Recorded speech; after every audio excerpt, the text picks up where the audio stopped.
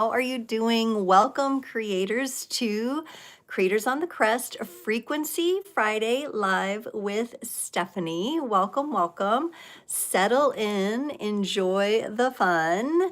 We are going to get into wonderful, wonderful readings today. We're going to do love and relationships. Oh my goodness. What is going on in our connections? We're going to take a deeper dive into things. Okay. Let me just make sure I'm seeing you all. You've got sound. Yes. What is going on in our connections? We're going to take a deeper dive. And there's the delay. All right, we got it. Hello, hello. Welcome. Settle in. Let me know you're here. Say hello. Welcome to Creators on the Crest. I'm Stephanie. We are going into an amazing Frequency Friday today where we talk about love and relationships. So, make yourself at home. I see Jason's here. Thank you for coming on and listening and moderating. Whew.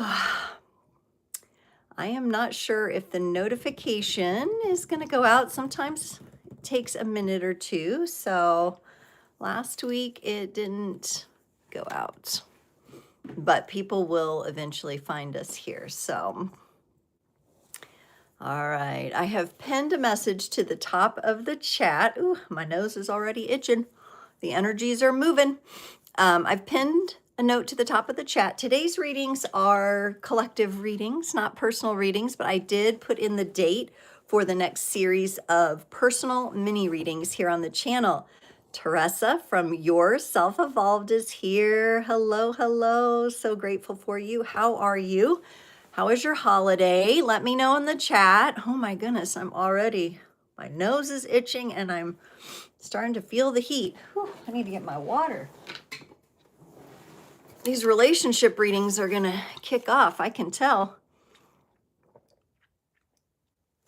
I get hydrated here. So today we're gonna do a little bit of an intro. We're gonna talk a little bitty bit on the current astrology and what's going on with that. We're going to do an oracle reading to really focus on getting some heart-centered guidance so that we can up-level our relationships, that we can up-level our connections. A lot of you may be experiencing a changeover in who and how you spend your time with others. So letting things change and letting cycles close out with certain people and new doors open with others. So, as much as we will be talking about also romantic connection today, it is about connection in general. It's about the relationship to yourself.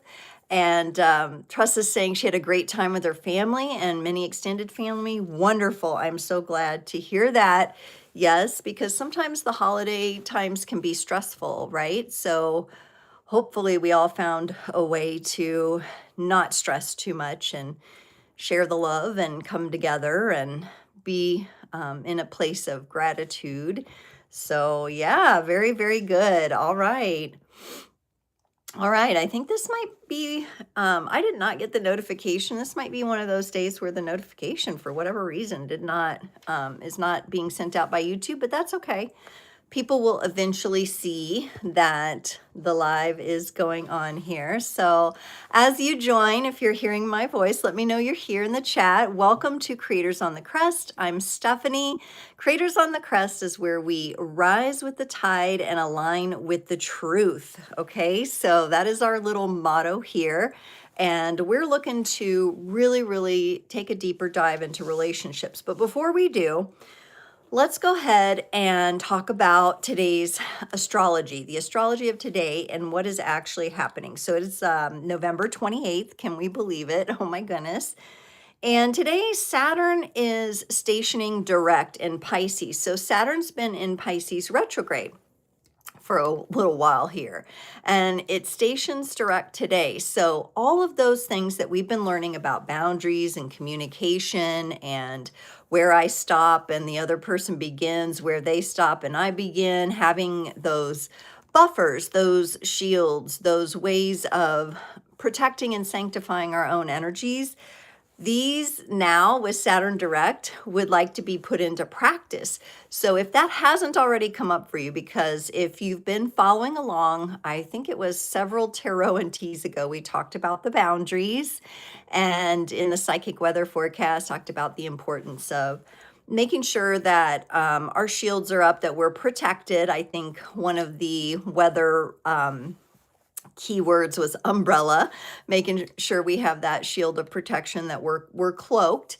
And this all leads into us being able to actually practice boundaries in where we place our physical being, what kind of groups we associate with, having, awareness when we're out and about. So that awareness as you go out in the world, situational awareness, what's going on around you, having all of that without necessarily being in a panicked mode, but being able to trust your intuition and trust yourself to guide you in the direction that is most safe and uplifting for you. And so with Saturn stationing direct in Pisces, all of this gets put into practice. So that's what's been leading up to all of this with those Saturn energies. Saturn is kind of like our college professor slash drill sergeant, and it does want us to learn and apply the lessons, right? And so we've had the time where we've learned the lessons, and now we're working to apply the lessons, and that's what we're up against right now. Thank you all for joining. Make sure you've hit that thumbs up if you're here and you're going to stay and enjoy these readings. I am so excited to get into things. We're talking about the astrology right now. So I also wanted to mention Jupiter is still retrograde in Cancer. So this kind of pulls us inward. So as Saturn's like, apply what you've learned and take action and do stuff, right? Of all these lessons you've learned, actually show me that you've integrated them. Jupiter kind of wants to go inward and expand further, maybe with knowledge and wisdom and education and growth. So there might be a little tugging going on there between Jupiter and Saturn. But at the same time, it's our job to find the complementary energies and really then begin to move through those energies with ease and grace and compassion for ourselves and some patience as well. We are in Sagittarius season now, so it's important with Sagittarius being connected to the Temperance card. It tells us that while we may feel the fire burning and the fire rising, that we can also have that measured patience with what's going on, with what's happening here. It may not always feel like things are moving super fast. You may feel a little slowed down at times, and that's okay.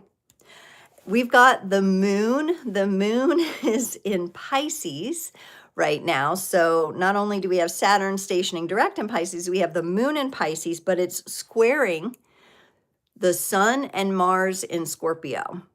And so, wow, this could really mean for today, this is for today, some heightened emotions, especially when it comes to communicating. So what a day it is to actually talk about relationships and our connections and get a little peek into those so that we can just prepare ourselves. And if there's a need to remain patient and calm when it comes to certain connections or relationships, that we're kind of getting that heads up. That's what we're going for today. And then the good news is Mercury retrograde ends tomorrow on the 29th. Keep in mind, Mercury kind of has a pre and a post shadow. So that post shadow could keep going for a little while, but definitely something that might kind of feel like it's lifting for us. Some of those delays.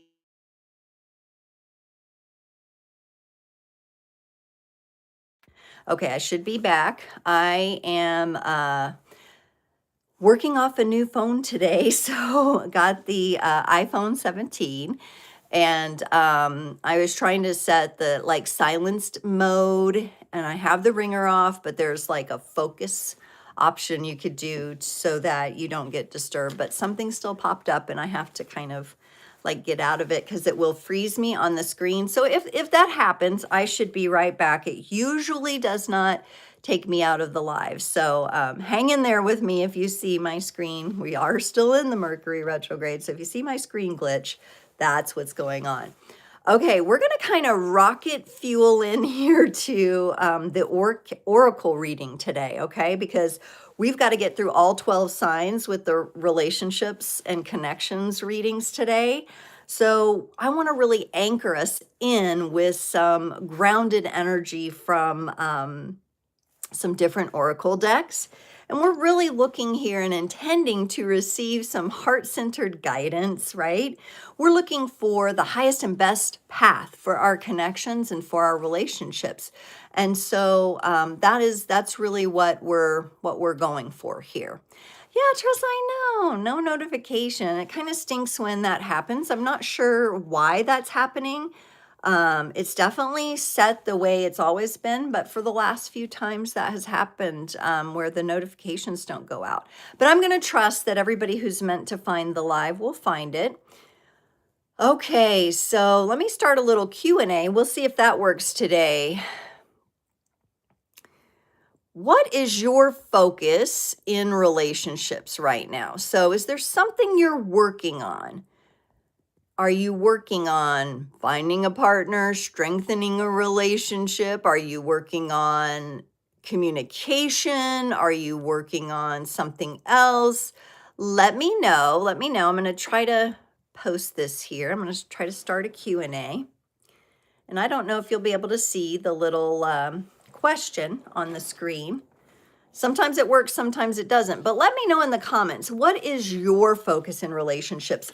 Let's actually tune your energies, the energies of your greater being, those of you that are tuning in and listening, whether live or on the replay, into this oracle reading, because we really want to receive the highest and best messages for our creators community here. We're not necessarily, these aren't messages necessarily for the whole world, right? Like, these are for the people with the eyes to see and the ears to hear that can really absorb what's going on here. So your self-evolved says, someone who fills my cup. Yes. So it sounds like some of the lessons and the learnings have been that you've been drained before. Is that right? If you're willing to share just a little bit more about like noticing that in relationships, how you notice you feel drained. So someone who fills your cup would be someone whose energy is really uplifting to you. And you leave conversations and situations and interactions with that person feeling that wholesome feeling like, wow, I was not drained by that. I was uplifted by that. I feel like I'm leaving that with some more energy, which I think is beautiful and wonderful, right? And then there's other interactions and communications that we have that make us feel drained, right? And where it just doesn't feel like that energy match. So I love that you're honoring that, Tressa. When someone drains you, you disconnect. You need energetic alignment in all aspects of your life. And I think that's absolutely beautiful to focus on. Absolutely beautiful. And just the acknowledgement, first of all, these are some of the higher learnings, even what you've mentioned here, Tressa, with your self-evolved. The awareness that when you feel drained, there's a disconnection there. And so, this can get tricky in the people that we surround ourselves with, the people closest to us, depending what their mood and their energy is, right? It's a little easier to control for people who are outside of that inner circle, because we can, make choices to say no and to not accept certain invitations and to distance ourselves in most cases. I mean, some people deal with this in the workplace quite a bit, where they have just a boss or a coworker or someone who drains them entirely and they just have a really hard time working and operating. And that's a really frustrating situation to be in. You can shield and protect yourself all you possibly can. And the fact that you still have to work or be around that person 24/7 or at least 40 hours a week especially if they're your manager, your boss, something like that. I've been in that situation where it was just extremely draining and it took everything I had. And then it disconnected me from the other areas of life where I really wanted to be in connection on a deeper level. It kind of takes you away and it disconnects you. So yeah, good point there about the energetic alignment. And I don't think that's an unreasonable aspiration for oneself to have that energetic alignment. It's tricky though, isn't it? Sometimes, it's tricky. It can, especially with people under your roof, whether it be children, partners, whoever is in your house, in close proximity to you as well. The energy doesn't always line up. Things are moving in different directions, right? Somebody might be in a good mood, somebody might be in a bad mood, and those energies at times could clash. So very interesting, very interesting. I love that point though. And let's get into our oracle reading here. We're going to start it off with a card from the Rose Oracle today. And again, we're asking for that heart-centered guidance, messages for our creators community based on their focus, what their focus is for relationships. Mine, I think one of my focus areas has been remaining open to healthy communication, but also honoring when things are closing off and instead of trying to keep things moving or take on all the responsibility for keeping a connection going. I've been working on letting go and taking that step back, not overgiving in situations where, there's these times where people will say they need something or they want something, but then all of a sudden when you're responding to that, they're not available or you don't hear from them. So it's like being willing to show up to the mat and have the communications is it takes both people. So sometimes as creators and as those of us who are empathic and highly sensitive, we tend to, take all the responsibility. Some of us have lived past lifetimes where we have had the responsibility of our family, our tribe, our soul group, things like that. Ashley's here. Hi, Ashley. Welcome, welcome. We're talking about relationships today. And I had asked everyone what their focus is in relationships and connections. So like, what are you focusing on? And we're asking for some heart-centered messages here in our oracle message here. And what's really interesting is somehow two cards came out of the Rose Oracle. And the first one we got, so we're asking about having that highest path for our relationships. What do we need to know to take the highest path in love and relationships? And Ashley mentions trying to be more present, That's, and Teresa was talking about being in energetic alignment and trying to stay away from those relationships and connections where she feels like she has to disconnect because they're very draining. And it starts with the presence, doesn't it? You have to be present to be able to really sense and intuit and follow your instinct with those interactions. So yeah, really some nice challenges you all have for yourself here. The first card we got here is the Reunion, and this is very much an energy of soul recognition, collaboration, partnership, and friendship. Now, we're kind of in a time energetically and astrologically, so I'll let you guys look at this card and kind of pull out what you see. I see a lot of kind of mirror-looking images here. I see a rose in full bloom at the top. That feeling when you come together with people that are from your soul group and nothing feels forced. Nothing gives you the vibe that you want to disconnect or that you want to check out or that you can't be present, but you actually feel drawn and maybe even seen, heard, acknowledged. So this is a beautiful card for us to get and remember, much like Yourself Evolved was saying, I'm really going for energetic alignment. An energetic alignment within yourself is going to attract in your soul tribe here. People that you can collaborate with, people who quote unquote get you, right? You know, there's a beautiful card in one of my decks that says, "You're not for everyone." And I think it's in the Star Seed Oracle or a similar deck to this. And it's such a beautiful reminder because it does help us give ourselves permission to let certain people go so that the new ones can come in. There's a lot going on in this card. It's got many layers. And what's really interesting here is you see images, you see the two faces here, almost like this is a portal. You can easily make out these images of the people, but look at all the spiritual support and the activity. Look at all of these characters as well surrounding this situation. The people you've traveled with through many lifetimes showing up here. This is beautiful energy. Keep your eyes open.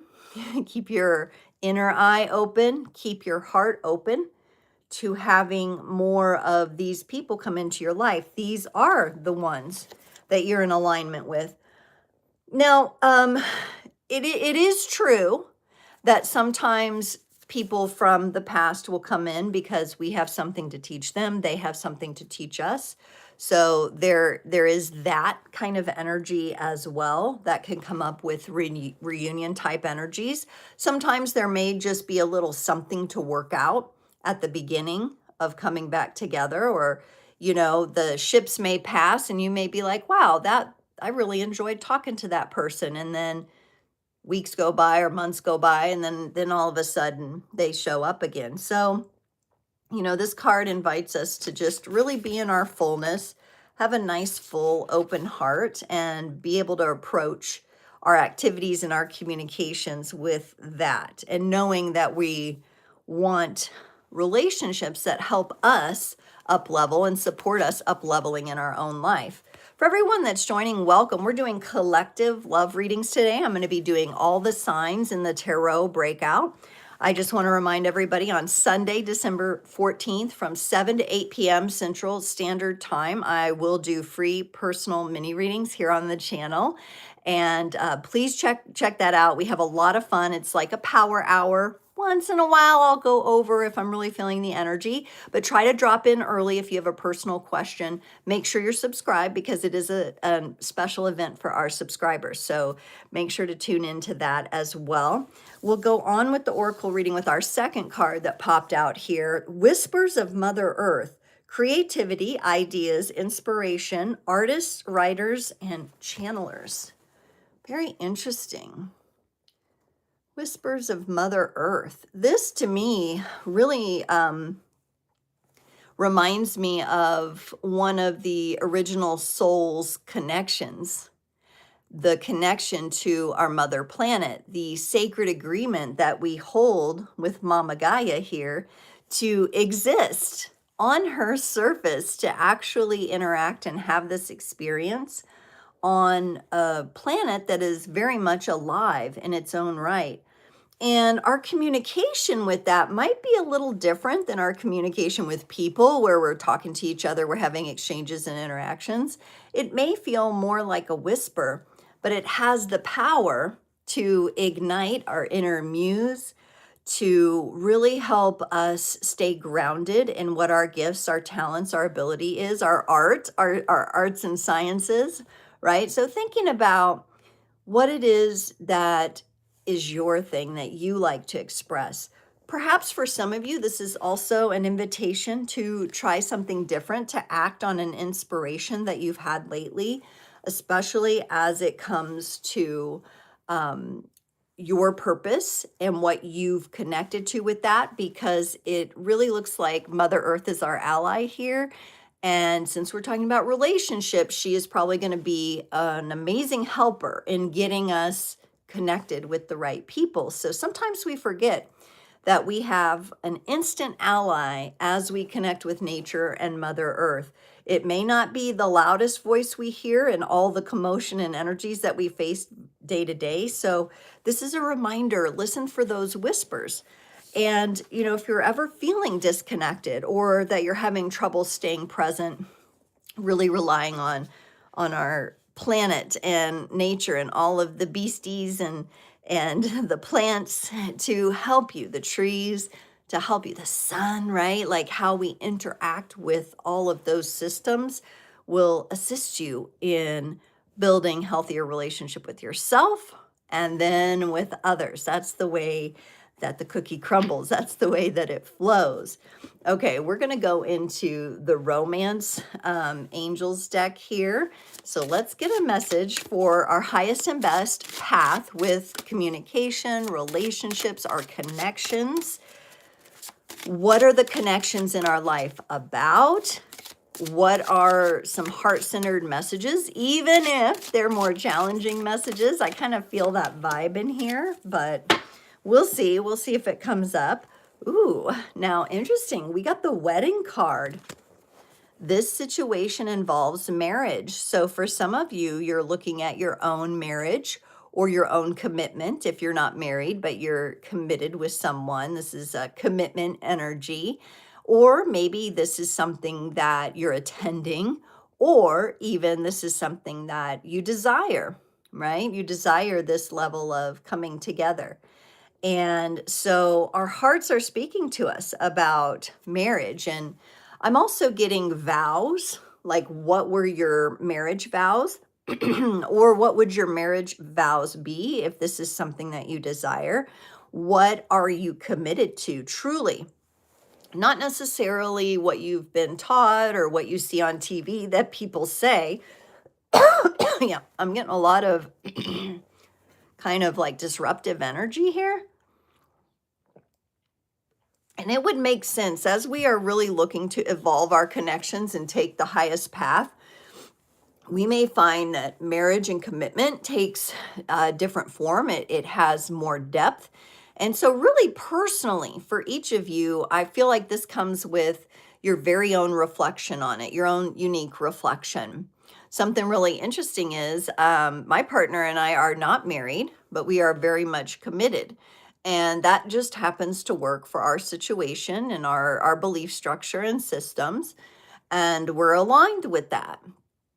And I also honor whoever has a different path with this kind of commitment. And if marriage is something that you've gone through, something that you value, you know, we're going deeper, not just like, oh, you get to wear the pretty dress and pick the pretty flowers and have your beautiful cake, right? Those are all the surface level things having to do with a wedding.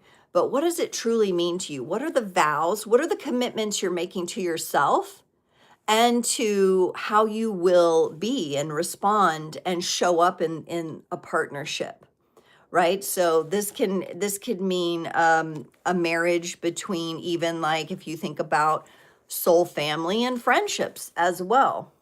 We're going deeper than just the surface level, not just the one event, but what does it really mean under the surface, and what are you committed to? And I think that's an important question, especially those of you that desire this energy, to ask yourself and really meditate on and really reflect on within yourself why you want this. What is going on down deep inside with this? For some of us, it could have to do with communications with our children about this as well, like, and selecting, really being emotionally present, emotionally available for our children and how they select friends and partners. Really being that support system. That can be really, really challenging for parents, right? Especially if we see our child with someone that we're not quite sold on or not necessarily sure about, right? And so as moms and dads out there, this could mean how we show up in our own commitments, and it can mean how we talk to them about really exploring what it is, what the depth and the meaning is of these committed connections. Girl Gone is here. Hello, Girl Gone. Welcome, welcome. So nice to see you here. So our reflection question that I kind of presented to everyone was, what is your focus on relationships and connections? And we're pulling some oracle cards right now. So drop in the comments if you haven't already, for those of you watching, what you're focusing on in connections. So far, we've discussed reuniting with our soul tribe. We've discussed our connection to Mother Earth as a very gentle, soft support when it comes to relationships. And so turning to Mother Earth when we need that little bit of almost feels like just a nice warm blanket, just a nice hug is what it feels like to me. And then we talked about energy of commitment and what it really means deep down, not just, you know, the picture perfect dressy day, right? But like what's really going on and what are our vows? And, you know, you can think about vows and agreements even in other relationships as well, other commitments as well. I'm going to get into some messages from the Divine Essentials Counterpart Oracle. I'm going to get a few of these. Sometimes these are messages from your own greater being to yourself. Sometimes these messages come from another person. And so as I read them, whoever pops into your mind or your heart as I read some of these messages, it may be yourself, it may be someone else. Really trust your own intuition with these messages. These can feel very personal too. This is a unique deck in the sense that it can feel quite personal at times. So I'm going to pull a couple messages because, you know, our creators community is pretty diverse here. So you may not resonate with every single message, but really tune in to who this might be. Okay. The first message out, and these, let me just show you the deck here. Divine Essentials Counterparts Oracle. Someone is afraid of being hurt again. So whoever pops into your mind, maybe you've heard your child say this, maybe they've gone through a breakup, maybe this is you. Maybe this is you that has that subconscious, unconscious fear of being hurt again. Maybe some of you are exploring continuing a relationship that has had some distance or some space. This energy might be coming up. When we look into these energies, there tend to be these energies that are lying just under the surface. And someone here connected to some of you in the creators community is afraid of being hurt. Okay, let me read a few comments here. So I'll just hold this up because this is one of the messages. I am afraid of being hurt, ... Again, your self-evolved shares wedding vows for better or for worse because it gets really worse sometimes. Yeah, sometimes that scale is tipped to the really, really hard parts. And so if you went into something with a surface level, like, oh, happily ever after, like Disney prince and princess kind of, you know, mentality, when that worse, you know, when that poorer, when all of that strikes, those can be really difficult energies to work through. That could be connected to this message too. Some people are afraid of getting hurt, you know? So you really have to dig deep and find out what are your foundational beliefs, the vows that you make to yourself, first and foremost, the vows you're willing to make to another, because it's no joke, is it? It's no joke. Thank you, Girl Gone. I hope you had a wonderful Thanksgiving as well. We cooked a turkey here. Oh, I'm getting these messages are bringing up a lot of friction energies here. But that's that we want the energy moving up and out, especially if it's stuck. So if you hear me clearing my throat or taking sips of water, that just means we're moving some of this energy. Tressa says from your self-evolved, I am definitely scared of getting hurt. Yes, absolutely. Who wants to be hurt? None of us really want to feel that hurt and pain and suffering.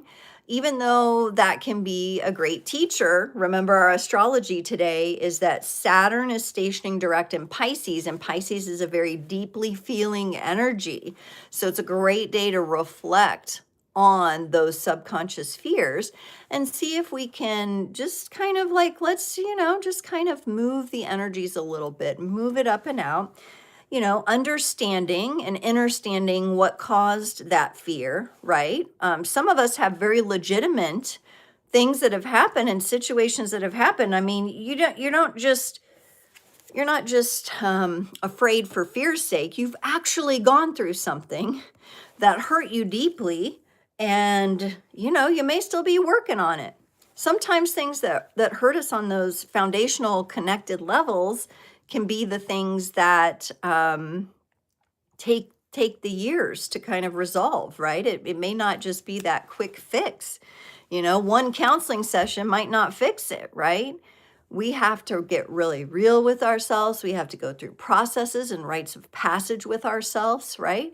I love that, Tressa. I love that you're able to say, I'm afraid of getting hurt. Yeah, me too. I'm afraid of that.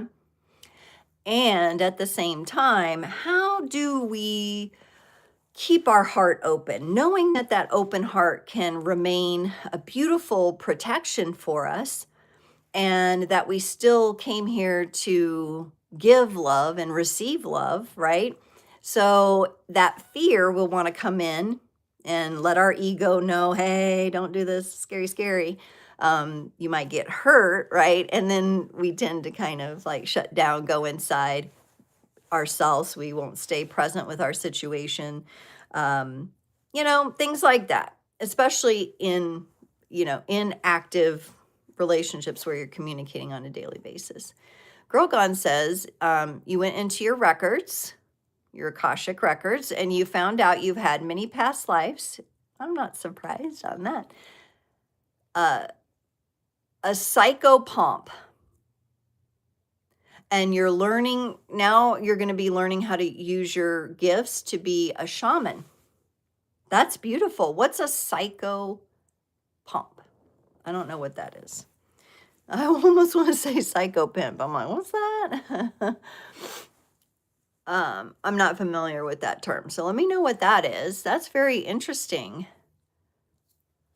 And, how do those shamanic energies, Girl Gone, feel to you when it comes to relationships? Many people who dedicate themselves to a religious or spiritual path will avoid or not choose to have certain types of relationships, but also there's no hard fast rule that says you can't be spiritual and in connections and in relationships. It can just be where you have to learn how to hold both those priorities, right? And so being with a partner who understands what your gifts, talents, and abilities are and holds space for those, right? Or gives you the freedom to explore those is important. So very interesting. I'd like to kind of like tie it back in. You said you've been proposed to many times and thank God you didn't get married. Oh, goodness. Yes. I did get married once.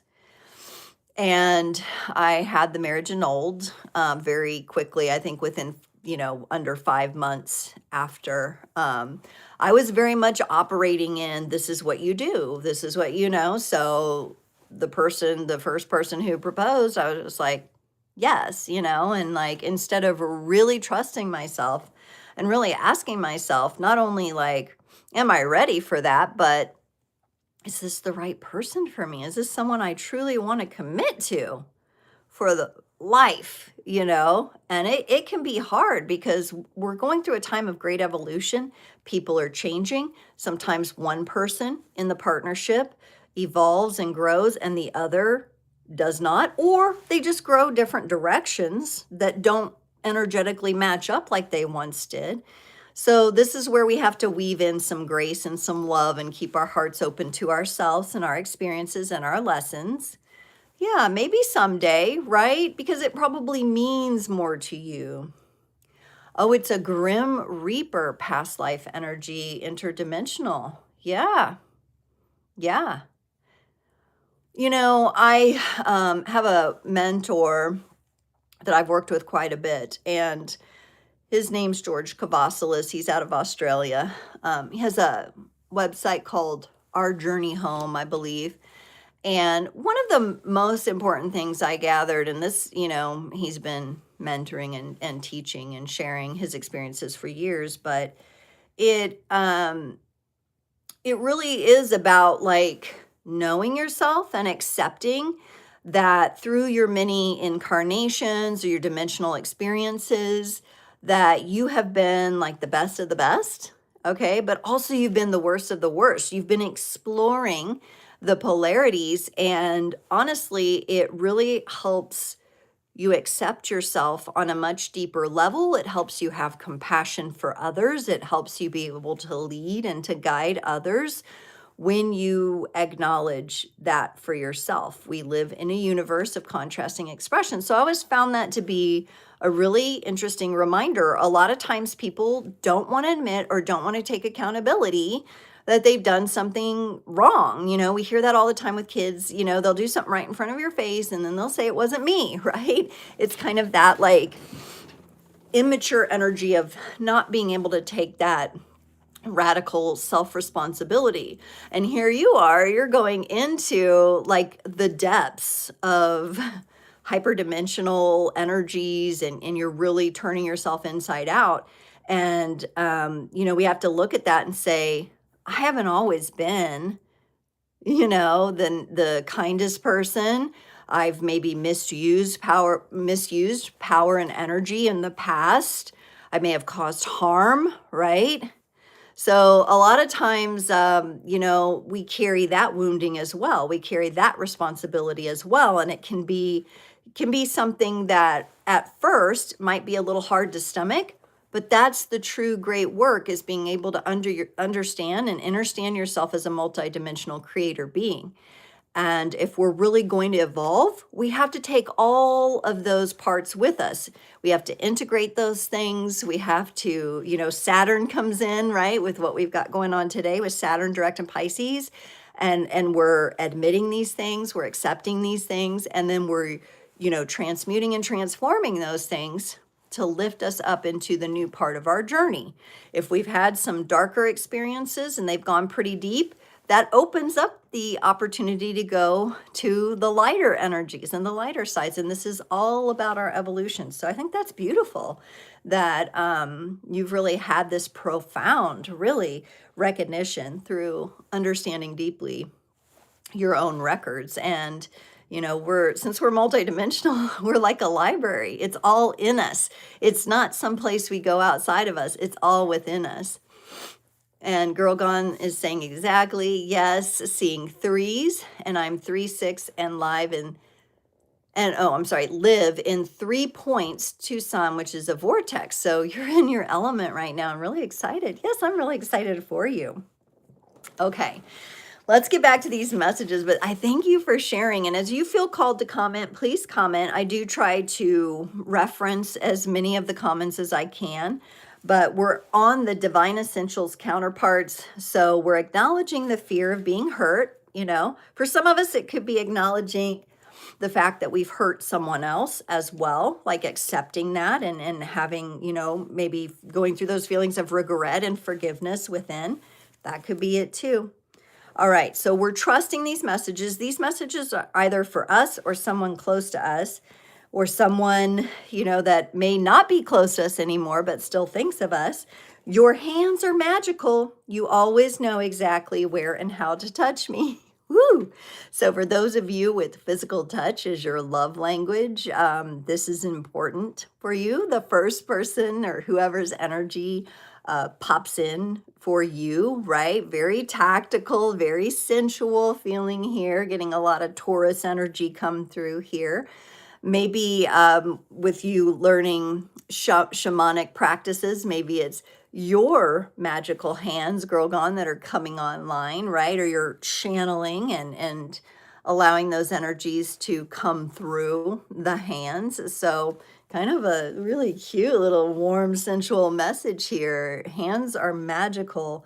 That's such a beautiful connection to have with someone, where the sensation of them touching you feels really good. It could even be a mother with a child, you know, having that skin to skin contact. That's so important. You know, we could take it into a more platonic realm as well. you know, just enjoying like high fives, pats on the back, things like that, right? Those can all be those good forms of touch. So those of you with physical touch as your love language or predominant, you know, you're letting us know that you want that, you know. Some of you could have chiropractors or massage therapists where you're like, wow, they always like help me. They always help me move the energy. They always fix me. I've heard people say that. They fixed me. I went into my appointment, they fixed me, right? So that could be acknowledging those relationships as well. Okay, and here's our third and final message. So this is either for you or someone who pops in your mind when I read it. I am extremely unhappy with my life. I feel like a failure. I'm extremely unhappy with my life. I feel like a failure. Another deeply subconscious and rooted energy here that just isn't so bubbly. Someone is not feeling good about what's going on with their life. Now, and I'm feeling it come up. That feeling of failure, like I'm a failure, that is something that usually is embedded. If we're looking at just the present life, let's look at the present life, because I know we could bring in other lifetimes, but let's just look at the present life first, because we usually have to excavate that. And let's go back to childhood, where some of these energies may have come in for some of you or someone you know or someone you're thinking of. And really looking at where the schisms and the disconnects happened. I think it's very brave of someone to admit that they're unhappy and that they feel like a failure. I also think that there's energies where some people will use that as a manipulation, right? The poor me archetype. All right, poor me. It really, at the end of the day, is up to each of us, or as parents, as the stewards of our children, to not ignore this kind of message, to really go deeper and see it for what it is, right? There's a lot of ways that we judge success in the world.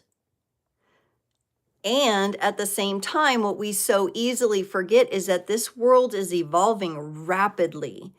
We're meant to change. We're meant to change from deep within and to evolve from deep within, not necessarily in relationship to others or who is being advertised as successful or what is being advertised as successful. At the same time, this is not an energy to ignore, this feeling of unhappiness or feeling like a failure. So it is something that is wanting to be addressed. And I keep, every time I tune into it as like there's something to share, I get kind of this stuckness right here. Girl Gone shares, we have been talking about those feelings in group and how it could be unhealed energy or your old self trying to hold you back because you are changing the lifestyle. Absolutely. Absolutely. This is a hurdle that some people definitely have to overcome on their path to true inner freedom and success, right? And so absolutely agree with that unhealed energy that we've got to look at. And so how do we tap into that? You know, how do we go deeper into that? Well, it's having a group, it's having a safe space to be able to process and talk about it, communicate about it, but to really begin to also, I think for creators, it's about we set our own standards as to what success is. We make our own definitions here about what success is. We're working to tackle those imposter syndromes. The what do I want to call it? It's like an energy of with the the likes and the loves and the comments and the algorithms and the numbers and the statistics, and you got to look at those, and you got to, it can really pull people into doing something that's out of alignment, right? And if you're acting out of alignment and you're not on your path, you probably are going to be unhappy, and you're probably going to feel like a failure, right? And then there's that whole turning point where you are on your path, you are connected with your purpose, you are doing the things in alignment, and nothing happens, and it feels silent, and you're like, what's going on here, right? And it's giving you a deeper opportunity to love and respect and honor yourself, and to make the adjustments you might need to make as you go. And sometimes that takes a lot of different tuning, and I'm seeing tuning forks. For some of you, tuning forks might be a good tool. Your Self-Evolved shares, I'm very blessed and happy in my life, but struggle with my relationships with success and money. Yes, right? And even that is changing, okay? That is rapidly changing. Jason, fortunately, my partner, is very good at studying. He's an analyst. He's very good at studying the economy and the trends and the market and everything like that. And, when you really look into it and you really understand it for what it is and how controlled it is, there you recognize of like, well, that is working for some, but it's not working for a great majority of people on the planet. And it is a lot of what do I want to say?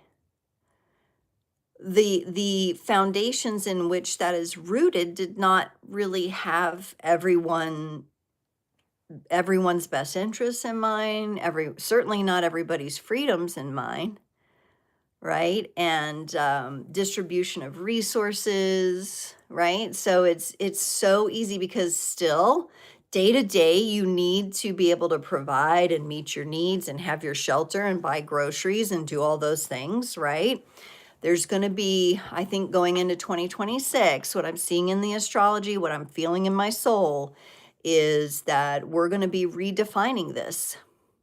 Yeah, we're the ones who redefine it. Remember, Creators on the Crest is about being on the crest of the wave. So it's about having that vantage point, that highest point of the wave or the tip of the mountain where you can see, and you also are leading from that place. So this is, if we can't go through it as creators and really begin to redefine it, no matter how much is force-fed to us through society, television, right? Social media, oh my goodness, it will eat you alive, won't it? If we let it. But our job is to not let it. Our job is to witness it. It's very difficult, because to exist, we've got like 1 foot in and we've got 1 foot out, right? It's kind of like evolving on this way, but still, to some degree, having to participate in these systems of control and limitation that are set up in this kind of elaborate energetic lack matrix, right? And it can really shift people's belief systems. It can really shift, but we want to kind of make sure that we are clearing out the other energies and really listening to our own inner voice and accepting our inner voice and accepting ourselves when we're going through those times where it is hard and where we're feeling that lack and we're feeling that failure, and loving ourselves despite all of that. And it gives us a wonderful opportunity to redefine what we think we need and what we really need and what's most important, right? So it's a lot of deep work and I just love how much you're sharing so vulnerably today, all of you, in your journeys. We're going to take a little peep into the masculine energies to do with relationships and connection. Ooh, that one's coming out for sure. I'm going to get a couple cards from this deck and a couple cards from the Journey to the Divine Feminine to close off our oracle reading. Let me get the feminine energies. Oh my gosh, and other cards are like coming out. I guess we're getting 3 cards. 3 for the masculine, 3 for the feminine. Let me know how you're feeling. Scar White, hello. How are you today? Hope you're doing well. You know, here we are on Black Friday too. And talking about our relationships and connections, and the relationships with success and money comes up, and it's like all those deals and buy, right? Where do we really put these resources, you know? And many of us are trying to create multiple income streams here. Oh, thank you, Scar. Welcome to Creators on the Crest. It's nice to have you here. We're a community of creators, and I share tarot and oracle messages today for the collective. We're going to get ready here in a little bit. We're going to finish out our oracle reading, and then I'm going to be doing tarot readings, like love readings, love and connection readings for every sign, and I'm going to talk about that. But I really want to see what these masculine and feminine energies are saying here. Let me kind of look here. Okay, masculine energies. This is really interesting. There's like a series of 3 cards that came out, and I'm going to share them in a particular order. So masculine energies, the active energies, right? The yang energies here are talking about toxic addictions, substances or behaviors, toxic behaviors used to numb feelings, okay? Now, this is where the masculine is being challenged with the emotional intelligence that they carry. Sometimes, not all men, but some men can be in a space where they just act.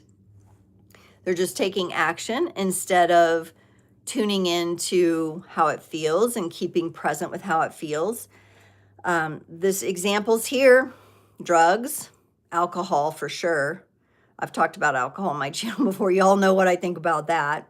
As we evolve, y'all, some of this stuff has got to go. This got to go because it does not keep us in creative places. Gambling. And oh my goodness, have you guys been seeing how they're shoving the sports betting down everyone's throats right now? Gambling, right? And it kind of feels like, you know, when you look at everything, even the market, everything's a gamble, right? So if we're really going into the deep work and stripping down what's going on inside of us and knowing ourselves on a deep level, no matter all this other stuff, these facades or these, you know, leaky foundation control systems, right? These ones that are going to break down. And I do think they are breaking down. We're going into a period where everything has to break down so the new stuff can come out. These toxic addictions, porn addictions, that can ruin a person and ruin a relationship for sure. We're meant to naturally explore those things with another, not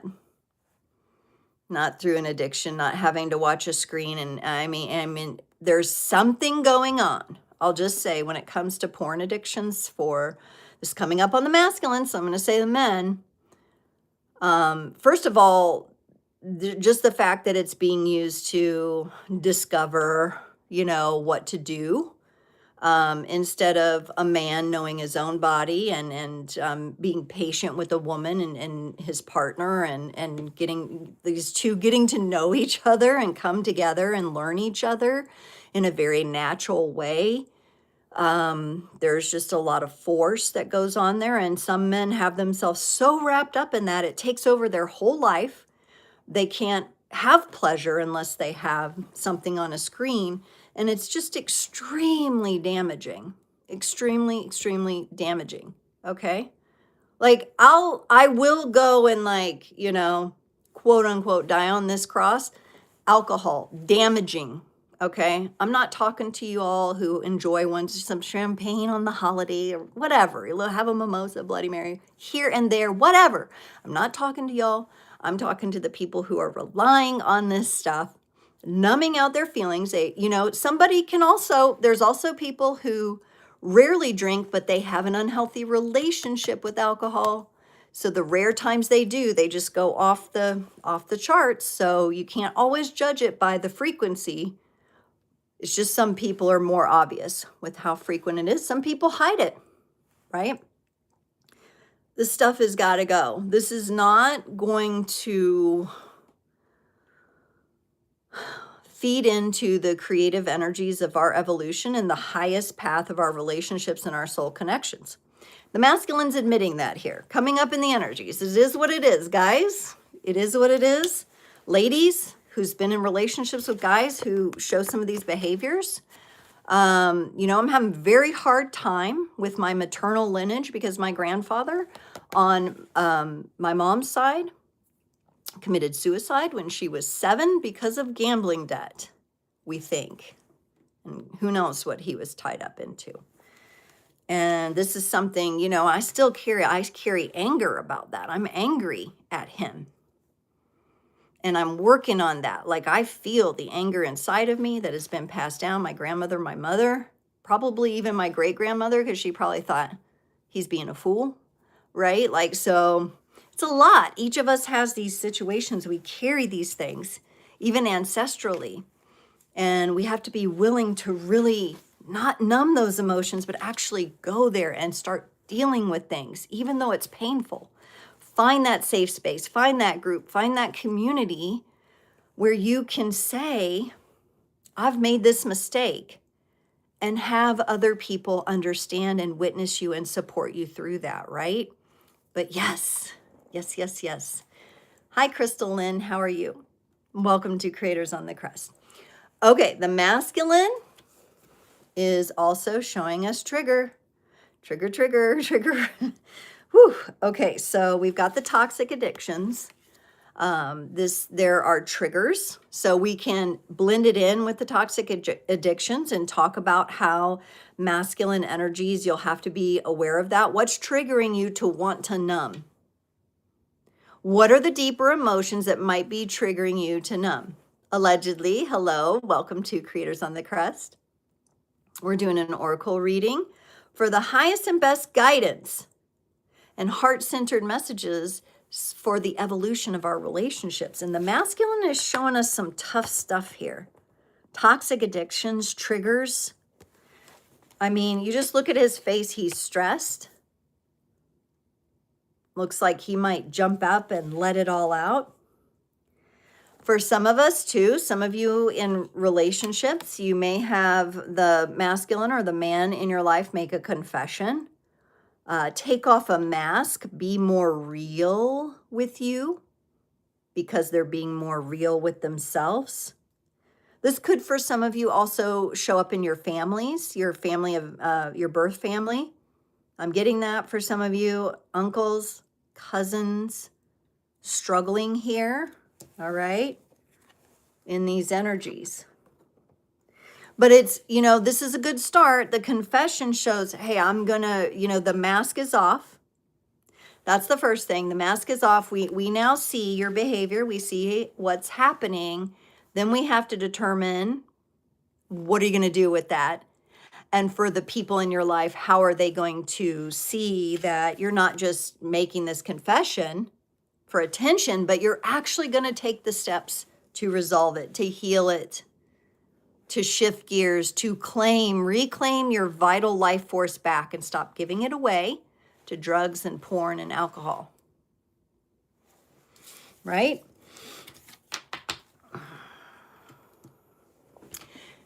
One of the things I want to mention here, because I just heard a voice that says, but yeah, that's boring. You know, life's not exciting without those things. That's kind of the voice I heard. I don't know whose voice that is, but I just want to mention that because that is coming up. And I call BS on that because it's when you're in that place of great clarity and presence and connectedness that you actually are connected with the wonders of the world, and you are able to respond in a healthy manner and interact with the world in a healthy manner.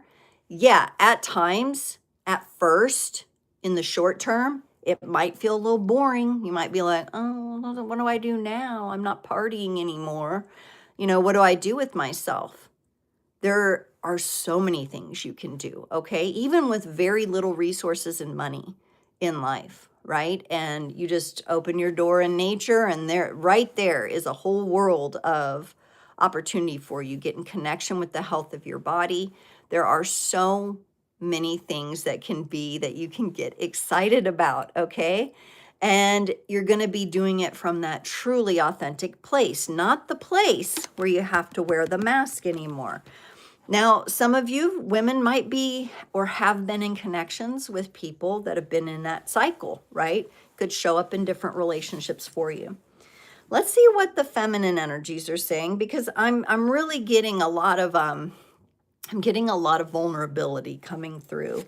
The feminine energies are saying, man, I feel hopeless at times. I feel like a rainy day every day inside of me going on, right? I'm feeling down in the dumps. That's what this energy of hopelessness is here. This is the bed rot, is that one of the popular terms where, you can't get out of bed, you stay in bed all day or for a series of days and you only interact with your cat or your dog, and that's it. And I'm not talking about the moments where you need solitude. I'm talking about where you just cannot find within yourself the motivation to go. And it begins to feel very hopeless, right? And that's where we have to get really clear on our inner workings, ladies, feminine energies, because the hopeless energy, the flow is stopped, all right? The flow for some might be external of them. You may feel like there's external factors affecting you. You may be putting, in an imbalanced way, putting your power and energy into those external factors instead of reclaiming it for yourself. This is being able to find, I know it can feel at times like a needle in a haystack, trying to find that hope in there. But I'm getting, look for a golden thread, like the end of a golden thread in the midst of all that grayness and darkness, and just tug on that golden thread and something will begin to unravel. All right. And I'm just also called to say baby steps are still steps. Baby steps are still steps. So ladies and women who needed to hear that message, those things are still important. It's still important that you add movement. And the better the movement of flow, I think the more success you'll have. So talking about physical movement too, moving through yoga poses, Tai Chi, dance, that kind of thing. It can be hard when you feel hopeless to move your body. You could feel drained. You could feel energetically heavy, right? But if you can even just a gentle walk, and here it's a very rainy day, you could see walking in the rain, singing in the rain, doing something fun like that. The feminine is also reminding us of the, we'll say, theory, okay? Because I know not everybody believes in karma, but the theory of karma, karmic debts owed from past lives and the present life. So here we go again to maybe the feminine talking about taking responsibility, radical self-responsibility for oneself. The feminine is also talking about balancing those scales. Now that came up quite a bit in my recent Tarot and Tea, the one that I released on Tuesday of this week. The Justice card showed up as the highest and best expression of our mind, body, soul, and heart journey right now, which, aligning those energies will resolve the disharmony. And that's the path we're going through right now, and the lessons that we're gaining from this Sagittarius season here. So some of you, like Girl Gone even shared, she had looked into the Akashic records, looked into understanding her greater being on a whole new level, and recognizing that, hey, maybe she'd done some darker things or lived some darker lives. And now that is catapulting her on her path to shamanic journey, right? So, that's energies that the feminine, both the masculine and feminine, are being incredibly brave today and sharing the struggle with all of this, you know, and it plays out in our connections. It plays out in our relationships. The feminine is bringing in a fresh energy here. The energy of surrender, letting go of negativity. I love that. Listening to the higher wisdom from yourself. I love that. Shifting out of ego and into the soul self, which brings freedom. And she's holding like a white surrender flag that says freedom on it. So it's up to us to free ourselves from these heavier energies, from the bed rot, from the hopelessness, from those down kind of energies through actually dealing with them, right? We're not going to ignore them.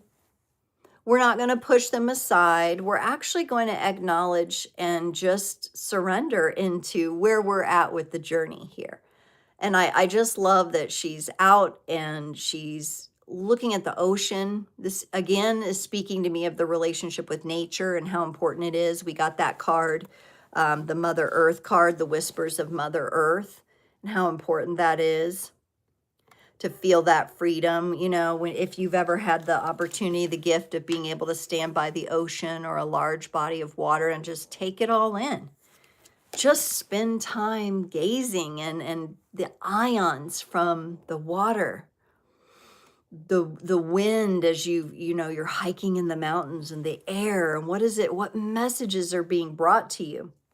So I'm loving that energy is coming through, because we are working with some heavier energies here. Okay, let's get into the tarot readings. We're going to go by sign, and let me explain a little bit about these breakout readings today. I'm going to do, so for every sign, so make sure you know at least your sun sign. I also recommend that you watch your moon sign, your rising sign, your ascendant. Since we're doing love and relationships today, your Venus sign and your North Node. Now, your North Node is about what you're growing into. So that can provide some really interesting insights or give you a heads up about the kind of challenges that you'll be facing as you really grow into those North Node energies, right? So sun, that's your soul spark. That's what you connect with. For a lot of you, you'll connect with that the most. The moon is kind of the roots, what's under the surface for us, right? Whatever your sign is there. So you can apply these to your growth all in a unique way. Your rising is just the way that you're presenting yourself. It's the way that you show up. It can be how people see you in your highest and best. It can be a very important aspect of our charts. Venus is all about love. It's about our vulnerability in love and in sex and relationships. So if you know all these signs for yourself, make a quick note, jot down your sun, moon, rising, Venus, and North Node. We're going to look at, when we do these readings, it's going to be a 3-card reading, and then each sign will get a lover's oracle card to kind of tie off their reading here. We're going to look at a card for you. So like if your sun sign is Sagittarius, you know, then the card for you is for you. And I'll say, okay, Saggy, this is you. We're going to look at a card for the other person. So whoever your person is, whoever's in your mind, in your heart, and then we'll look at a card in the middle for how your energies are connected. All right. So as you look at the different signs and placements you have, it could be that some of the messages, like your sun sign message, might be about your current partner. Your moon sign message might be about someone from the past or some energies you're still resolving. So don't forget to be willing to look at it from those unique angles, okay? We're going to start with Sagittarius because Sagittarius, it's Sagittarius season. Very happy birthday to all of our Saggies out there. Sun, moon, rising, Venus, and North Node Sagittarius. This is your message. So let me get a card for you here. We're using the Gilded Tarot Royale today. I love the images in this deck. They're brilliant. Ooh, okay. You, them, and then the connecting energies. Okay, Sagittarius. All right, so Saggy, you seem to be naturally in your own energies, feeling like you have a great mastery over your fire element, over your passion, the passion that you feel or that you share with someone else. Let me know in the comments if anybody has any Sagittarius energy here that they're working with in their chart, or this could also be, you could be cross-watching for someone. So you may have a crush or a relationship. This may represent a Sagittarius in your life. Honestly, this energy feels pretty good within oneself, Saggy. So it feels like you are connected to an accomplishment, something you've accomplished, something you've conquered, something you've graduated. It feels to be very steady in that energy and very confident in that energy, which is nice to see. It really is truly you in the height of your own element, which is beautiful. I'm not really shocked to see this during Sagittarius season when you're celebrating your birthday and you get that attention and it can be fun. But there's also a connection here to a deeper energy within, and possibly even a pride that you feel about what you've accomplished in yourself. So I'd say this is a pretty good time to toot your own horn and give yourself a pat on the back, Saggy. Now, the person that you're dealing with, Sagittarius, is, while you're in the King of Wands, this person is in the Queen of Cups energy. This person is in a more, what I would call, emotional flow state. I'm sensing a lot of up and down, changing kind of emotions. This could be someone who is working on learning how to regulate and balance out emotions. This could be someone who may currently feel very drained and are trying to fill their cup back up as well. I could also say you may be dealing with a water sign here, a Pisces, a Scorpio, or a Cancerian type of energy with this queen. This person does carry a lot of emotional intelligence, but I'm also getting the sense that they're right now a bit up and down, a bit back and forth. You know, their flow is a bit like this instead of kind of a calm, flow. That's kind of how I'm sensing the energies here. The two of you feel a bit separate right now, or rather just focused on. Some of you could be in separation, but maybe you're just focused on your own energies, you on your accomplishments and your passions, them on their emotional stability. In the middle here, though, we have a bit of a wedge. We have a bit of a challenge with the Five of Pentacles here. Now, this Five of Pentacles, it really is a tough energy because it can be about betrayal. It can be about someone letting you down. It can be a bit of a question of like, could I repair this connection? Could I repair this relationship? Some things have happened that have presented a lot of challenge, and I'm not sure that these energies are connecting right now. You and your person, Sagittarius, could have a bit of disconnect right now. And that could be short term, or maybe it's long term for some of you, but it just feels like there's a bit of a wedge between you and this other person's energy. Now, some of you could look at it like this could be a child or a family member or something like that. That feels a little estranged. I'm kind of getting a bit of an estrangement kind of vibe here too for some of you. I do like seeing the upside to this is that I do like seeing you in the King, Sagittarius, and I do like seeing the other person in the Queen energy. Regardless of who's who and, gender-wise here, whether you're the masculine or you're the feminine, these energies are teaching this connection something, but there is something in the middle that needs to be addressed and resolved, I feel, before the two of you could really connect on a deeper level, or maybe even reconnect is the word for some of you. So some of you have been thinking about that person that way. And let me show you the image of what you got from the Lover's Oracle here. So very vulnerable, kind of a healing, curled up in the fetal position. It's important right now to take a step back and spend some time alone. Instead of placing your focus on another, now is the time to give to yourself. Yes. And I do think you're doing that, Sagittarius. And I also think this other person is doing that. I think if you tried to force through the wedge at this time, it wouldn't result very well for you, right? This is about some growth and acknowledgement that's happening on your side, their side. And in the connective energy, something needs to be resolved, but I don't know that now's the right time to try to resolve it. Some of you may feel, somebody might feel pressure around the holidays, getting sentimental and feeling like they need to reach out to the other person, or they need to do something, or they need to communicate in a certain way.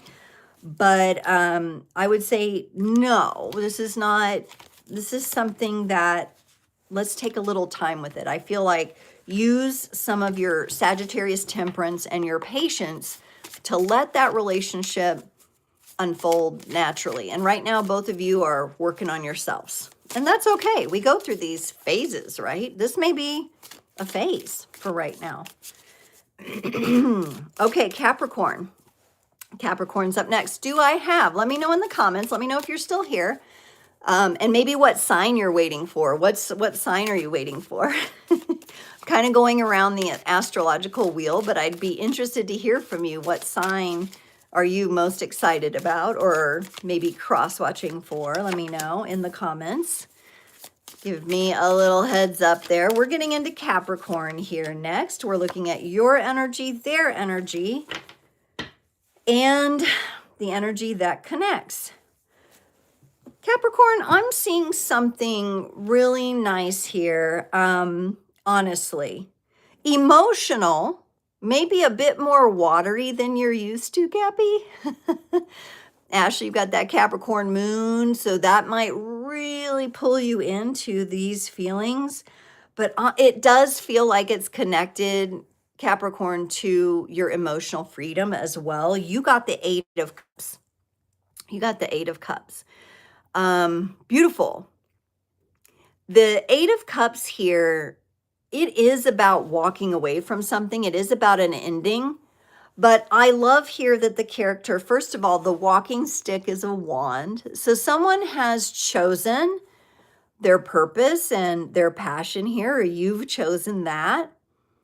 And you've been through some of the varying emotions that go along with proceeding on that path and what it means for your relationships and connections. And the Eight of Cups shows that you are committed to a willingness to walk away, to create distance if you need to.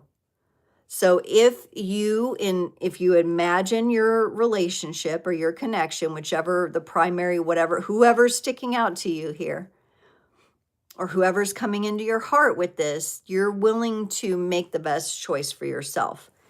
There's this feeling too, I'm getting a bit of feeling better about abundance and your ability to create financial income is coming in as well. Even though you have no pentacles in this reading, I do feel maybe it's a receptive energy that hits on many levels that I'm seeing here. The other person you're dealing with, okay? And you could be thinking of one person when I showed your energies and now I show theirs. This will come to you who this person is. They're carrying the Ten of Wands energy. This person is feeling bogged down, a little weighted down, their energies are a bit heavy. They could be carrying unnecessary burdens. They could be struggling to find their path. All right. I'm getting for some, this could be someone who's really bogged down with a stressful work environment or a stressful work situation. Somebody who is working and contributing a lot of hours in their life to something that doesn't align with their purpose. But you know what? This Ten of Wands energy, when we're looking at the highest potentials here, right? And it's potentials. This person has to do the work. But the potential here is for them to learn a great lesson and to make that decision to drop those burdens. This could be someone else that you're connected to that's in maybe a toxic relationship and you're just hoping they see the light. Why are they doing this? Or maybe you're seeing someone overgive. Okay, so it could be that. Keep that in mind. I do feel like for them, there is an opportunity here for some softer energies to come in and them to lay down some of these wands. They'll have to do the work. They'll have to do the work. What I like about what I see in the connected energies here, Capricorn, is that this relationship feels very full, meaning that I do think this is someone you care about. I do think this is someone that you have love for and has love for you. And that cup is full. But this cup, being the Ace of Cups and seeing that you got the Eight of Cups and that the other person is carrying that heavy burden, this may be a way that through your own emotional intelligence and maturity journey, you are inspiring this other person. Even as the cards are laid out, this wands, it's like they're peeking up and looking here at this cup, yet they're carrying this burden. This could be a child, someone who's learning from you. You could be dealing with a fire sign here, someone who may have gotten themselves a little too wound up into something and having trouble like unwinding, right? There's love in the middle of this though. And I feel like this person is learning from you on some level. To me, in this read, you kind of feel like you're in the mentor, teacher, leader energy, and the other person has something to learn from you. That's what it feels like. And if this is a romantic connection, I think, you'll have to determine, how does that feel for you? Does that feel like a good balance? Or does that feel like someone that's out of balance with you? All right, so here's the image on the Lover's Oracle, Capricorn, that you got. I really like this image. I think it's very unique. I like the artistry in this. And it says trust. Transformation occurs through acceptance. Once you accept the current situation, it will automatically transform. Once you accept. Sometimes loving someone is about letting go. Maybe this is someone that really has to learn this lesson for themselves. And as much as you are willing to hold space for them, you're also very dedicated to your own time and energy and knowing when you're giving too much and when you need to walk away, right? You could be very much going through that push and pull of really trusting yourself with those energies. Okay, we're heading into Aquarius next. Do I have any Aquarian energies out there? Sun, Moon, Rising, Venus, or North Node? Let me know in the comments. Thank you. I can see you all here. Aquarius, Sun, Moon, Rising, Venus, and North Node. Highest and best messages for your connections right now. What's going on in your primary connection or connections, and what needs to be revealed for you, Aquarius? Oh, okay. Aquarius, I feel like there's something brand new kind of coming across here for you, cutting into your life. And I get the vibe that it's a bit unexpected, but it's also very clear. It's very pristine. It's very, very much something that you are connected to. Being in the Swords energy and air being your element, this feels like your communication is on point. Your thoughts are aligned. Your mental state looks really good here, or something recently, maybe a message or something, or some sort of awareness came through and you really feel peace. Look, we've got the dove there. We really feel alignment with this energy. This feels very good to me. It feels new and fresh. I think you may be really tuning into that breath of fresh air kind of vibe. That's what I get for some of you. And it's exciting because I think it offers you a brand new cycle. We could even look at this as like some chains have broken here. They've definitely broken, so that's good. It feels like an energy of freedom on the mental plane for you, Aquarius, and it feels really good. Now, the person you're connected with, Aquarius, let me get a sip of water here because all that food yesterday, all that pumpkin pie. I got to clear all that out. Okay, this other person is the Queen of Wands energy is what's coming through. They're very fiery, very fired up. I kind of get like a little Spitfire kind of energy coming from this queen this time. This seems to me like someone who observes, and then like kind of like flashes their opinion out to everyone. So Aquarius, you could be dealing with a fire sign or somebody who's a bit of a Spitfire. With you being so clear in your mind, I think you know who this person is. I think you accept them for who they are. I'm kind of getting like that feeling of like Sophia from Golden Girls, you know, the older mom, and how she kind of just says it like it is. That's the energy I'm getting from this person. Like they feel like someone who they know who they are, and they'll let you know if they have something to say, and it will be fiery and like, you know, just kind of boom, like they're gonna just put it out there. But you know, this person may be an acquired taste, Aquarius, where you have you've known them for some time, so you know and you accept and you love this about them.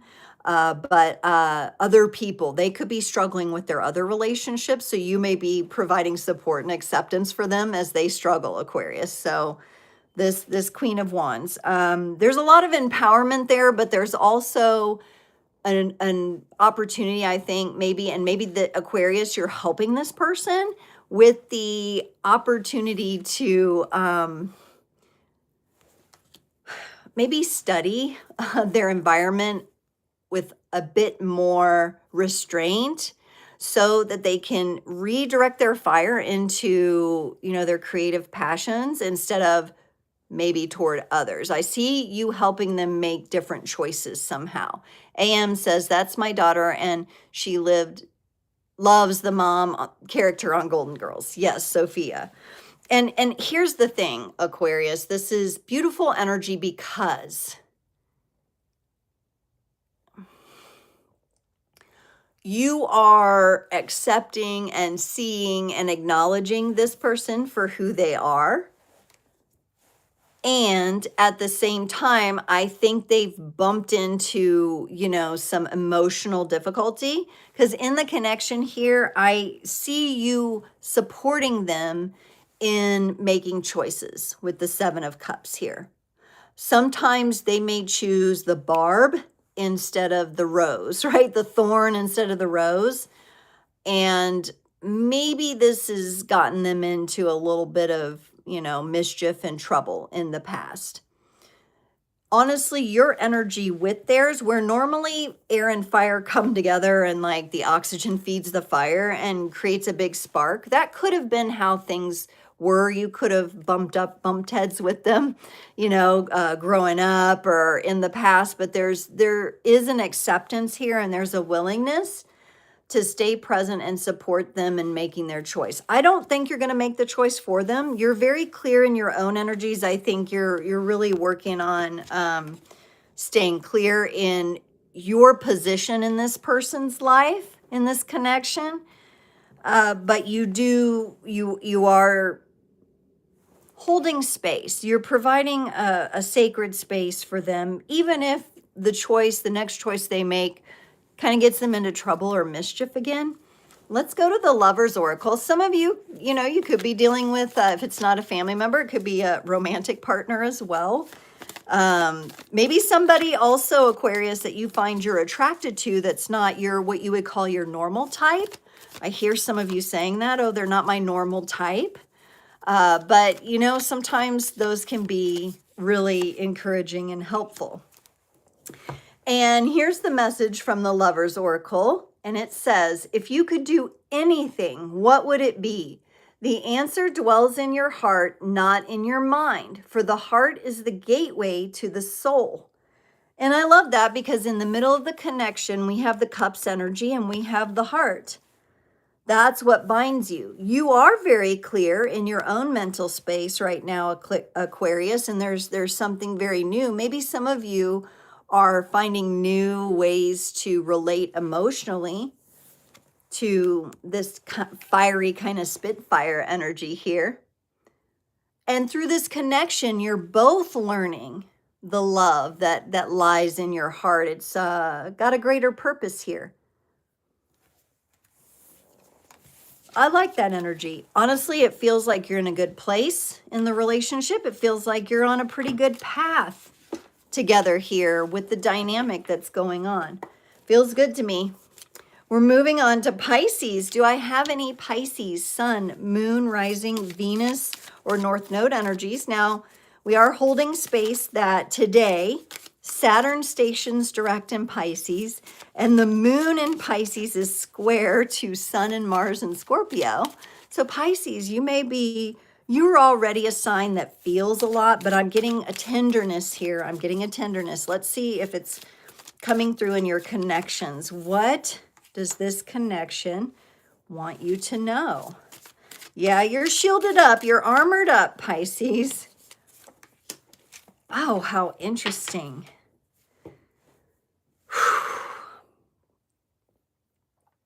This is very different for you, Pisces. This is not how I would normally see you, other than the color in this card of the blue, what I would consider blue water. And there's waterfalls. I'm going to mention there's waterfalls in this card, Pisces.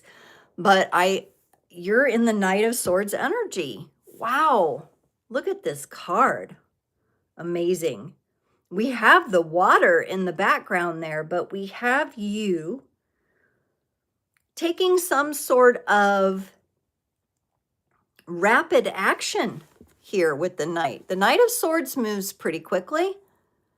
Maybe he's not going to save a lot of time for strategizing, but in this connection's requiring strategy.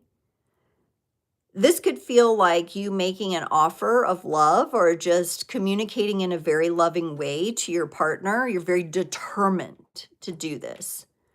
There is a bit of forceful energy here. And I think, Pisces, for you, you're about flow, not force.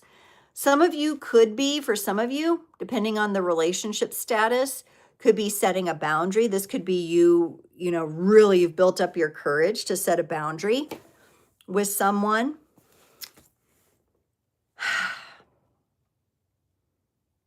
I don't know if you're ready yet, because in the alignment, you're facing away from the situation. So this may be the message. Look here too. I just saw the eagle.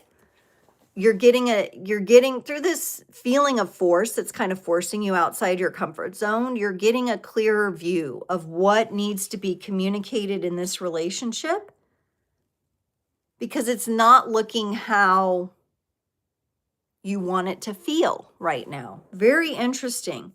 Now, the other person, I got to say, also it's kind of like there's a disconnect here, or you guys are in different energies, okay? They're in the Two of Wands energy, could be dealing with a fire sign. So we could have the fire and water here. This person is exploring their path. I feel like they're in a place of contemplation about you and about the relationship. I don't think if you are separated from somebody, or this is, someone you haven't talked to in a while, I don't think either of you is really ready to address each other. There seems to be, you're facing into, you want to get there eventually, but you're not quite there yet. You're looking at different things and dealing with different energies in your own self. I do think what's going to happen, if, Pisces, you are in separation from someone, I think eventually this person's going to come toward you, but it's going to be with strategy and purpose. And it kind of feels like your job is to weave some of your deep heart energy, your deep emotional energy into how you look at and how you proceed with this connection. In the connecting energies, the two of you have the Knight of Pentacles. This is the strategy. There's method to working through this. This knight is kind of following behind you. This could be someone who is going to come toward you. So in the connecting energies, maybe they just have something they need to achieve here, Pisces, and they need to do that first so that they can have the proper strategy for coming towards you. Maybe this person in the past has been kind of, what do I want to say, like quick to judge, or hasn't really considered the situation deeply enough for themselves, like when it comes to your dynamic. And so they've just acted out instead of taking a more grounded, mature approach. All right. So they're with two knights in here, one being like the fastest knight, you, and one being the slowest knight, the connection. The energy just isn't fully aligned right now. It doesn't mean it never will be. If you're in a relationship right now, the two of you could just feel like we're focused on different things. And in relationships, long-term relationships, we have to be willing to let each other explore and grow independently, as well as, focusing on the connection. And that takes patience and time and strategy. And sometimes you have to re-strategize. Kind of feels like that for you, Pisces, which you're kind of re-strategizing your relationship life.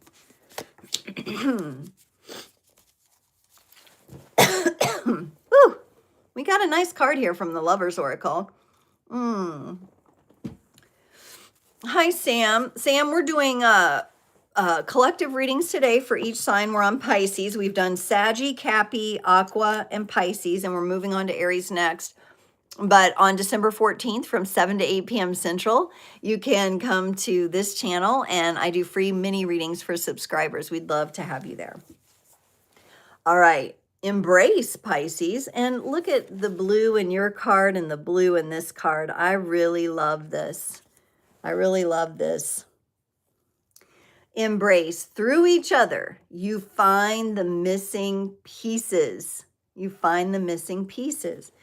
So with patience and care, this relationship looks like one that will stand the test of time. It just feels like right now, Pisces, the two of you are focused on different things from one another. That's okay. We have to let that be okay. That doesn't have to always mean, if it's a deal breaker, it could just mean phases of life are unfolding for each of you in a unique way. Sam, you said you're a Scorpio. Great. Okay, so Scorpio is last today, okay, because we're going through the astrology wheel. But do look at, there's 5 placements I want everybody to look at, and you can cross-watch for your loved one or your partner. Sun, look at your sun placement, your moon, your rising or ascendant, your Venus, and your north node. And so if you know those other signs, or you can find those out, then these other readings may have unique perspectives to present to you.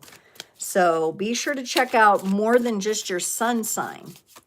We are multidimensional beings, so we got to put the puzzle pieces together sometimes with the different energies. I know also your self-evolved is waiting on Gemini and Taurus. So we've got Aries up next here, and then Taurus. All right, so Aries. Let's see. What is going on in connections for you? Whew, all right. So think of your person, Aries, and let's see what is going on here. Whew. Aries, you look to be in your own confident energies, successful energies, in your own element with the 6 of Wands here. This is a celebration or the desire to celebrate something, Aries. You could be thinking about the holidays maybe, or you're just thinking about your own accomplishments and having a good sense about that, or you're feeling recognized for that or recognized about something. what's going on in this connection, however, is the other person. So this is interesting because Pisces had like an air kind of fire combo too. They're kind of moving in different directions. You may be moving towards someone, Aries, or like pouring energy in, because I feel like you have the energy to give. But this other person is kind of sailing away. And the way that the cards look to me is this Six of Wands, you is facing this other person. This could be someone who is a bit, gosh, they feel like kind of, I'm getting kind of that runaway bride feeling, or that person. This could be a shy person or a quiet person as well. But Aries, this is someone who is really after like peace in life and mental peace. They could be working on that right now. And if you come in with your bold fire, they could feel, you know, maybe a little overwhelmed by that. If you're looking at some sort of relationship, like a workplace relationship, you oftentimes might find this person does not respond very much to you. They could ghost you, or maybe they just kind of give you the silent treatment. They seem to be in their own world, moving a different direction here. I would not take that personally, honestly, because, you know, your energy's looking pretty good and I think you're meant to enjoy it. Someone could feel a little jealous, even if if this is a romantic partnership, your partner could feel a little jealous of your success, or the boldness with which you act. They may be trying to work on that part of themselves. In the middle of the connection, so in the energy connecting the two of you right now, it's the Hanged Man. I think this person is, you know, the gift of this connection would be that the two of you would be able to share your perspectives with one another and not get so hung up on, like, I don't know, it's like a competitive energy here. It's like this other person carries competitive energy with you, but they're quiet about it. And the Hangman would say, we both need to come and look at this from a different perspective and be willing to maybe let go some of the ways we've been behaving with each other. That can only work if the other person's willing to come to the table. And the Hanged Man energy, it can be uncomfortable. I feel like, and in this, the way this is positioned, you're moving toward the Hanged Man energy with like a willingness to do the work. Let's go there. Let me, and I'm willing to look at your perspective of things, but you got to talk to me about it. I feel like this person is not communicating. They just try to float away or ghost, or they go bye-bye or something, right? Like they don't seem to be holding steady and holding present with you, Aries. I don't think that means you should change or shift who you are. And I honestly don't think you will. I think you're willing to look at a different perspective, but you're not going to hang there forever, you know, ever and ever. You're going to move on because that's your natural energy. And maybe that's just it. Maybe you, if this is someone that you've tried and you've tried and you've tried with, and you've tried to, you know, be accepting of their different perspective or their different way of interacting, and it hasn't worked, maybe it is time to let go. We are doing different zodiac readings. We're on Aries right now. We've done Sagittarius, Capricorn, Aquarius, Pisces. We're doing Aries and then Taurus. And we're looking at our relationships and connections, and we're looking at Sun, Moon, Rising, Venus, and North Node placements for ourselves. All right, Aries, for those of you who have been moving towards someone who just seems to keep turning their back and running away, jumping ship, whatever they're doing, this message comes up and says, give thanks, Aries, for the blessings of love soon to come your way. Know that you deserve to be and have all that your heart truly desires. So maybe this is someone, whether it's romantic or platonic, that you're letting go of. And therefore, you know, honoring your own freedom to shine and to be in the spotlight.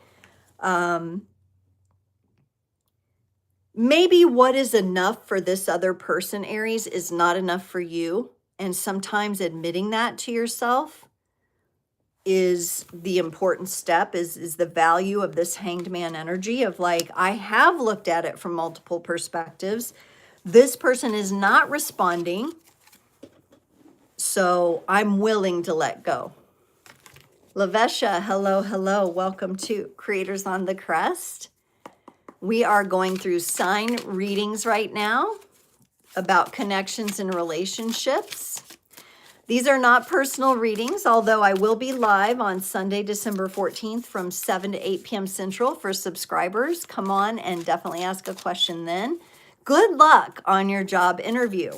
Now, I am going through every sign, Lavisha, so if there is your sun, your moon, your rising, Venus, or North Node, you may want to listen in to that for one of your messages. Like in Aries, Aries is feeling very successful. I don't know if that's your sign, but there's very much an air of success. So sometimes even in these collective readings, if you really listen closely, you will still get your answer. But we wish you good luck on your job interview.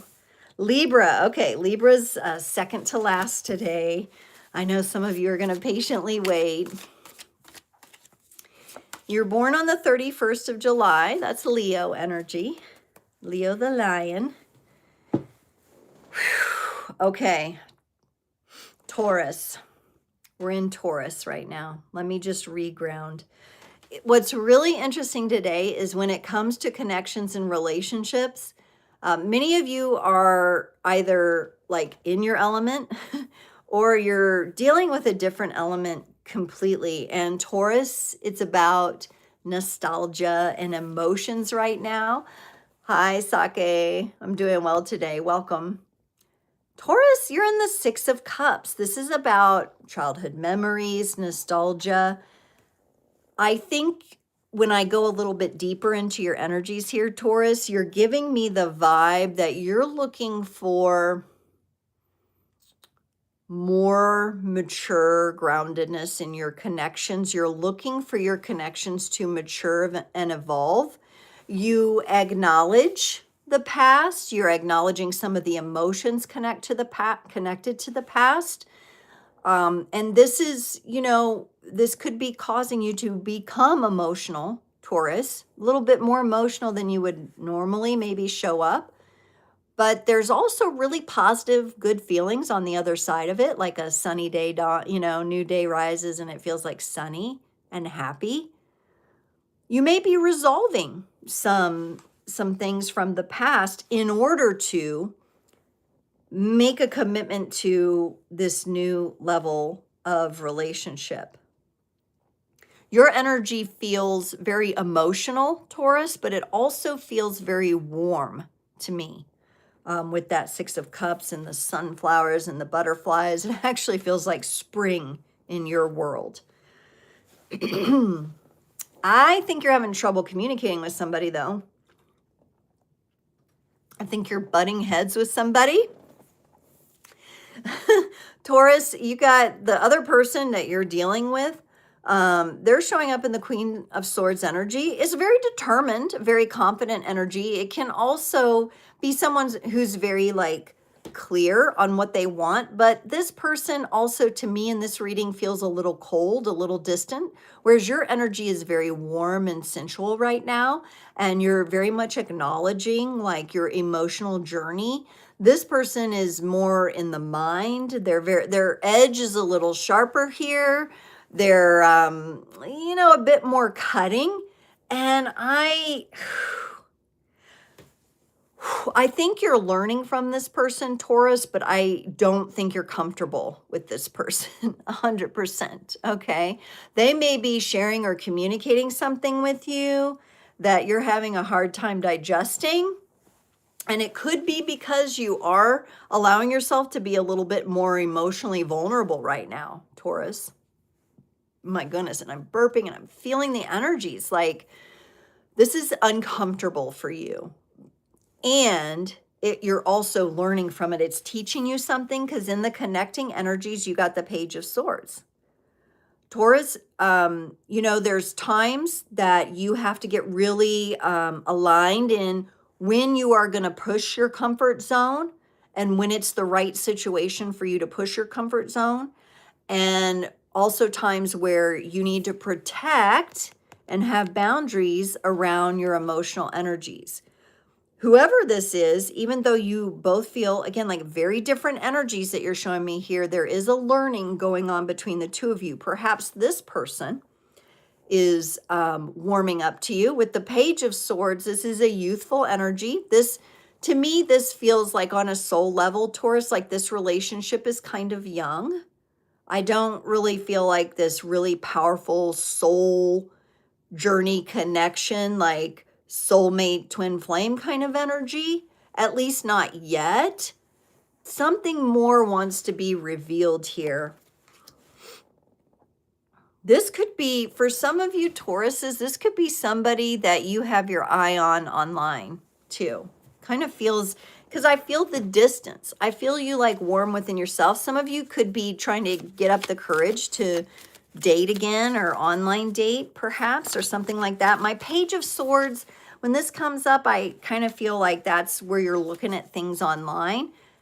Taurus, this could be a relationship that you have, like a distant relationship with like a podcaster or someone you're listening to that you're getting advice from, and maybe integrating that into something about your childhood, maybe. Interesting. Wow, you all always take me, you know, when we look at love and relationships and connections, sometimes we're surprised by how it plays out, right? Because we're really here at Creators on the Crest, we're about evolving. We're about evolving into the best versions of ourselves and therefore impacting the world in a positive way. And Taurus, you are learning something here. You are learning something here. And I think in real life, if you do know this person, they have the opportunity to learn something from you too. But this feels very young. It feels very new, and like maybe it's just not 100% lining up. But here's the card you got, Taurus, and I love this. And I love that you got the Six of Cups, and I kind of feel a more watery vibe in the flower here. It almost looks like water. And the butterflies kind of almost like they're flying on top of the water, and you're crying the tears and you're connected with your emotions. And this card is called Reflection. Give each other some space at the moment. Trust and faith, trust and have faith that all will work out for the best. Yeah, so if this is somebody you were close to, but it's now distant, just give yourself that time to reflect. And that's that nostalgic feeling of the Six of Cups.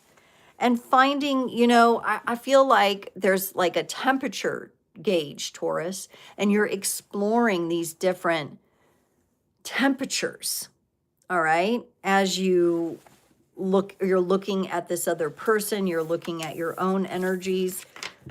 I think for you, it's going to be like a sensation, like warming versus cooling sensation. Now, when we work with warm and cold, both are beneficial, right? Like you think of like the cold baths, and then you think of like the hot saunas. Both are beneficial, but you're definitely not in a place of like your normal comfort zone, Taurus, in relationships and connections. This could be playing out in multiple relationships for you as well. So just keep that in mind. Gemini is up next, then Cancer, then Leo. So I think I had a Leo here. Oh, thank you, Sake. Very nice. Gemini, our Gemini crew. Do I have any Gemini sun, moon, rising, Venus, or North Node out there? Gemini, what is going on here? Whew. I think, Gemini, you're ending a big cycle in relationships and your relational energies here. Okay, Sake, you're Monica. Did I say that right? Monica? And you were born on October 25th? And you got a lot going on, I can see there. So Scorpio energies, yes. Okay, Sun and North Node, Gemini, Ashley. And Tressa says it's me, Gemini. Yeah, so looking at the Gemini energies and depending on like your placements here, something is coming to an end. And it looks like what you're showing me is coming to an end is some conflicting energies.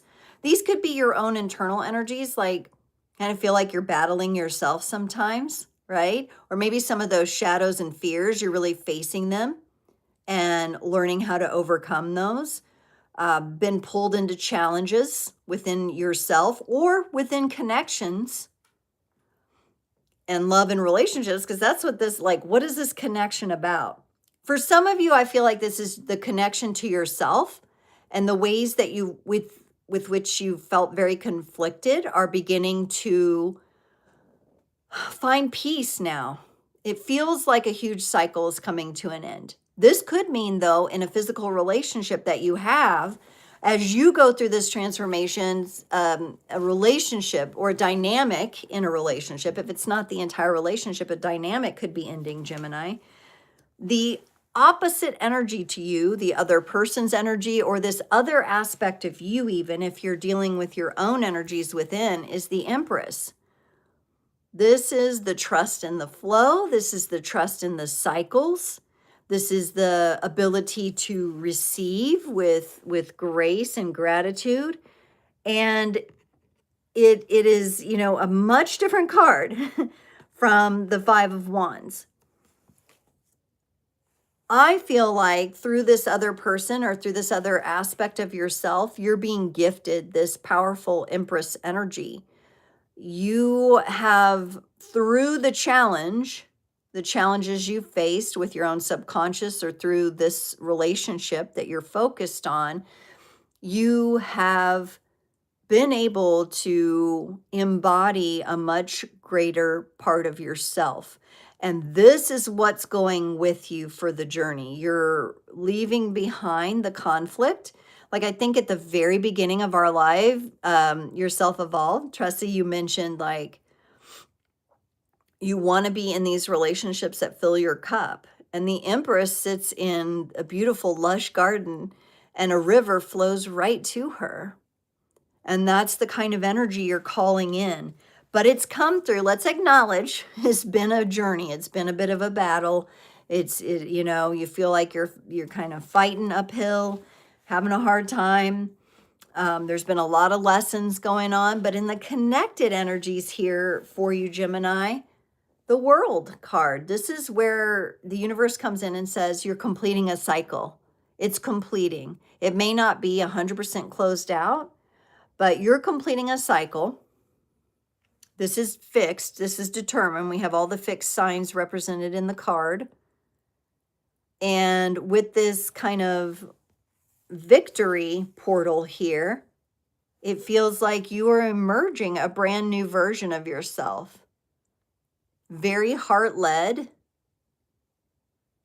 And also feeling very receptive.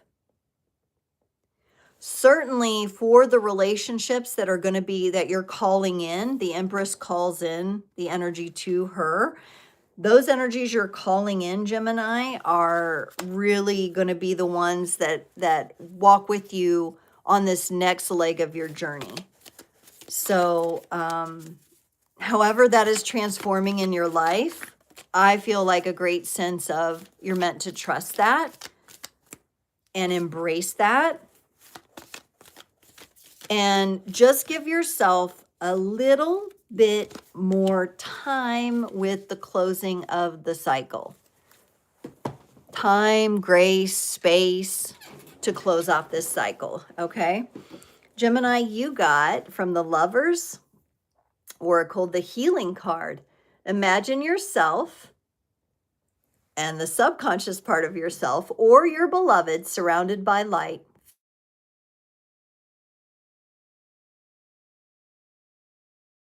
Okay, I'm back. Sorry, someone tried to call and it glitched. Healing. Imagine yourself and your beloved surrounded by light. Feel your relationship being healed at this very moment. This could represent the masculine and feminine aspects of yourself, how you take action versus how you receive. It does feel to me like I'm feeling Gemini like I'm hit in the gut, like at a very deep level here. I think you're coming out of this conflict and this challenge with a lot more connection to your intuition and your instinct than maybe you've had in the past. So that takes time and patience. And I already think you've been patient, but your energy it's zippy. It likes to move. You know, it likes to like, let's go, the facts, right? Yeah, let me get the answer right now, right? And the World card says, you know, this is a major cycle for you, that's closing for you as a soul Gemini on a soul level. So unfortunately, those kinds of closures don't happen overnight. A good time for me to mention, I'm kind of in the middle. I am running some specials right now. Make sure that you connect with me on Instagram and Facebook at Creators on the Crest. I will run those in my stories. We have a Cosmic Clearance Black Friday special going on right now. You connect with me through Instagram. You can DM me. You can also email me. My email is stephanie@creatorsonthecrest.com. If you're interested, I also am offering 40% off my big readings, which is a huge discount. And this is a limited time and limited space offer. So if you're interested in going deeper, gifting yourself something personal, you know, that personal reading that some of you are looking for, let me know. Beluga, these are collective readings today, but I also will be live on Sunday, December 14th from 7 to 8 p.m. Central here on the channel for subscribers. We do live Q&A and free mini readings for you. All right, so I hope to see you there. We are moving on to Cancer, Cancerian energies, Cancer, Sun, Moon, Rising, Venus, and North Node. This message is for you. Cancer, you're showing up really interestingly in some Leo energy. So maybe some of you are cuspers, like you're on the cusp of Cancerian season and Leo season, your birthday. This is a very proud energy, very strong. I feel courage here for you, Cancer. I feel that you're turning your face to the sun. I feel that you have really been working on your foundations, especially in your relationships and connections, and really understanding what's foundationally important for you. Like, what are the core principles, Cancer, that you look for in partners and in the people you work with? And this is changing. Oh, it's very much changing. Coming up from like underneath the heart, I'm really feeling it like rise up. You're getting more, woo! Oh, and all of a sudden, man, you're taking me through, Cancer's taking me through some emotions. You're, let me get a sip of water here. Wow. You're really going through a big change here. And I just want to acknowledge real quick, Cancer, that I know your relationships are changing. I know you're really working very hard on connecting with a deeper level of partnership and vulnerability. And things are clearing out, and the wheel is now moving in that direction for you. But it's required you to really step up and know yourself, know thyself on such a deep, deep level. The other person you're dealing with has definitely inspired this in you through the relationship to them.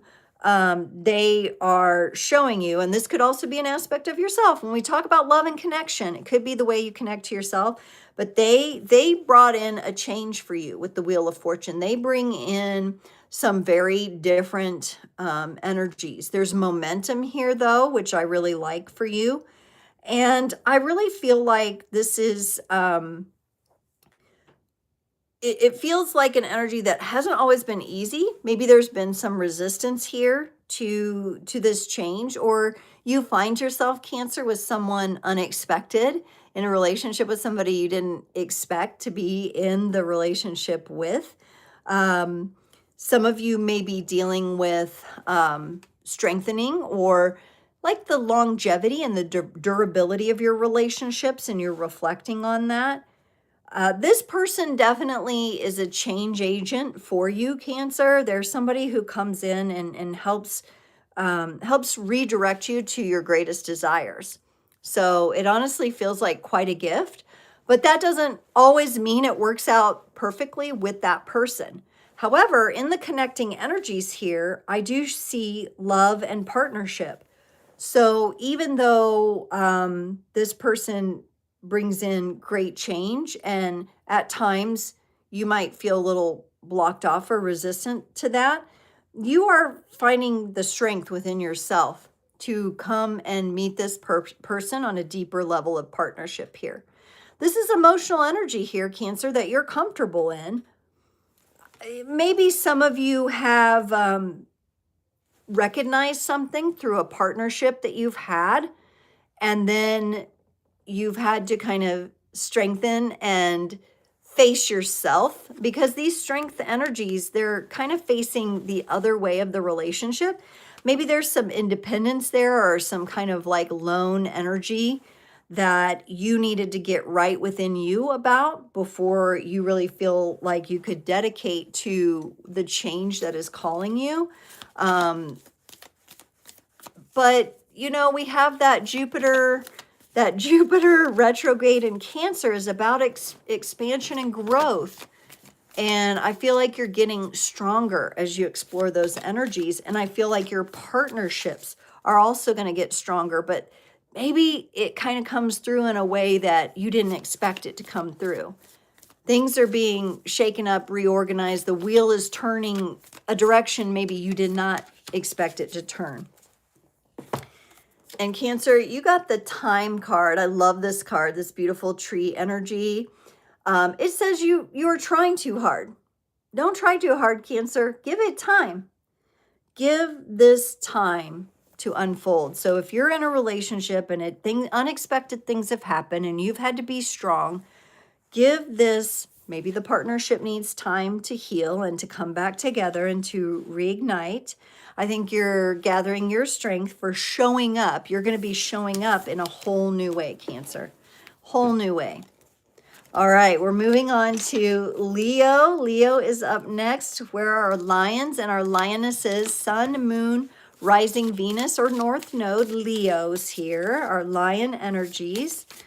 We're asking for the highest and best messages for our Leo tribe as it stands in the connections that they are dealing with, their relationships and in love.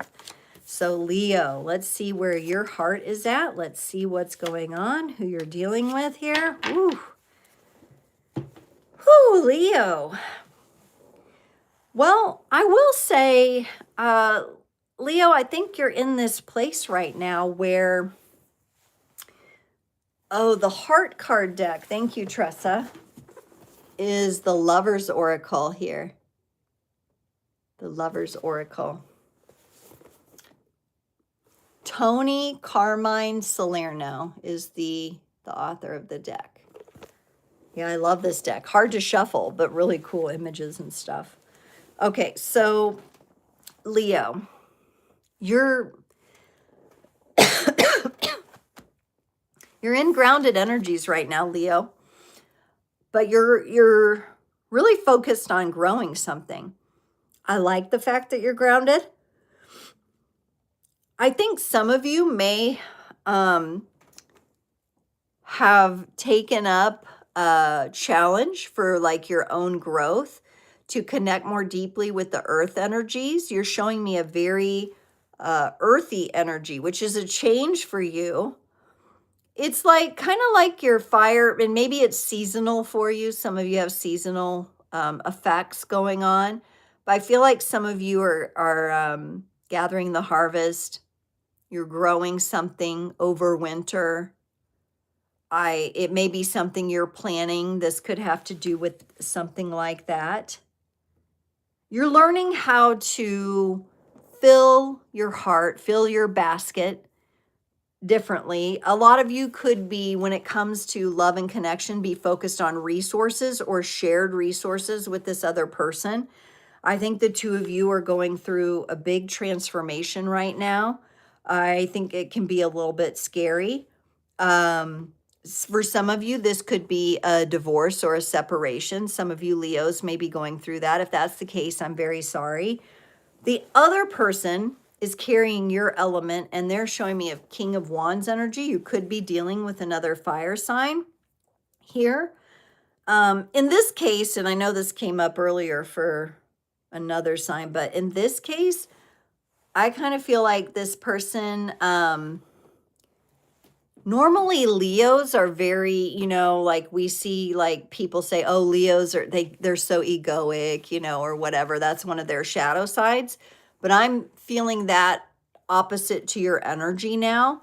So this could represent a former version of yourself and how you showed up in relationships, and maybe you're grounding your energies, or somehow this other person has out-egoed you, Leo, and they just feel kind of like the energy I feel is like arrogance.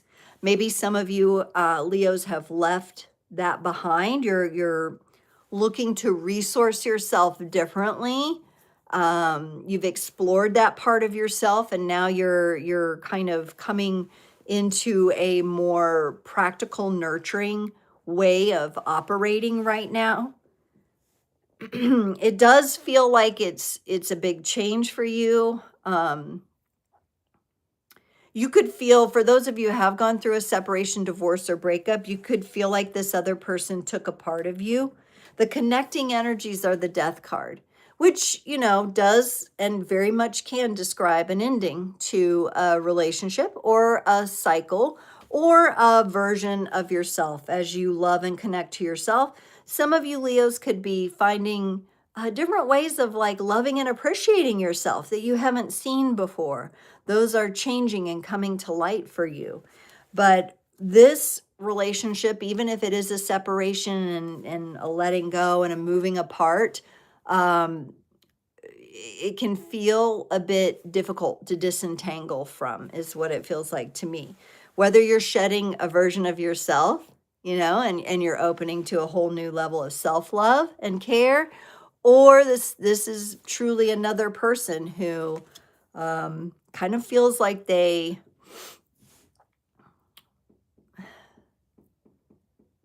I don't know, feels like they kind of took a part of you. That's all I could say. Like, some of you are maybe healing and transforming through that right now. You're going through the grief, perhaps.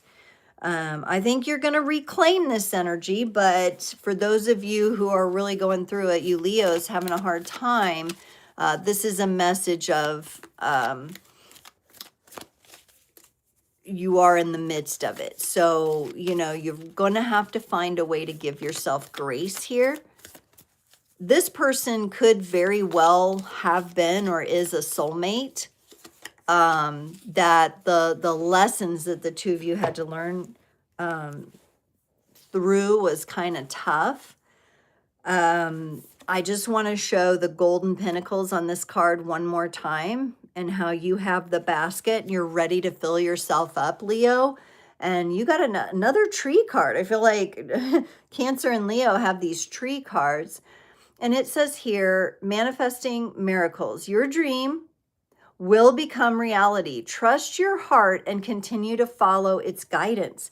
And if your heart is leading you into a more grounded energy, where you're learning to nurture yourself and your resources, or how you resource yourself in relationships, I know it feels like this other person took a part of you, or that you feel completely changed and different. But also, you know, have a little compassion for yourself. You're going through some major processing right now. I also feel like the Death card is connected to Scorpio. And at the time of this reading, we've just come out of the Scorpio season. And I think it was a rough one for you. But I also think it was revealing. And so good work, Leo. I mean, very interesting energies going on there for you when it comes to your connection and your connecting energies. We're going to move into Virgo next and see what's going on for Virgo in love. Isn't it interesting how love can present itself in so many different angles?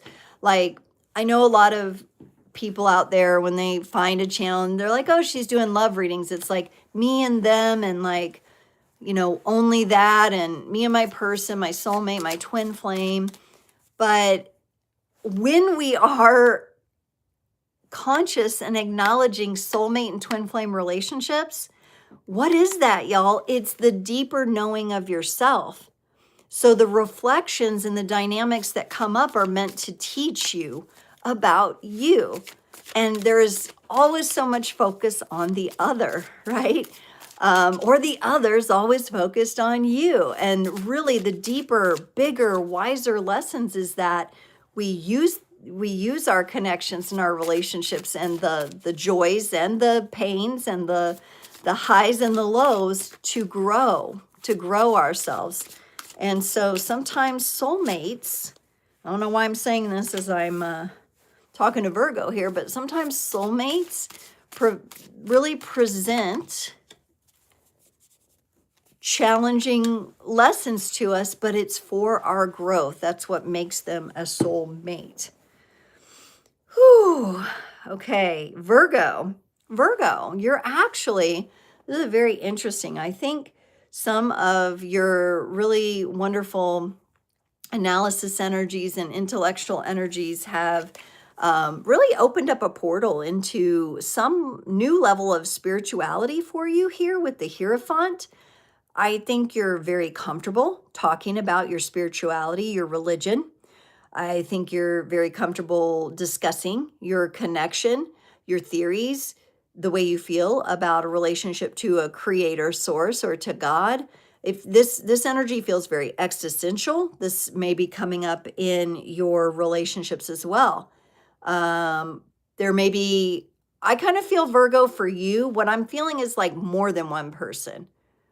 I'm not necessarily feeling just you and one other, but this could be, your reading today could really represent love over time and your evolution in loving relationships over time.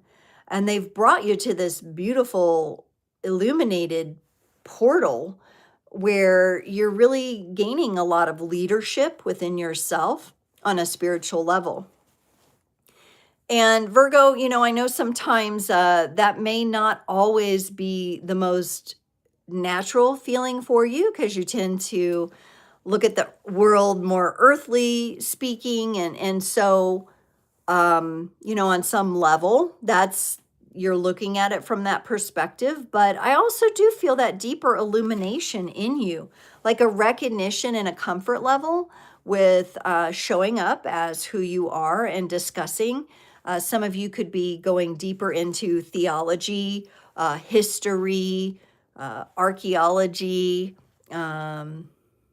anthropology. Okay, it kind of feels like some of you are maybe taking a deeper step into there.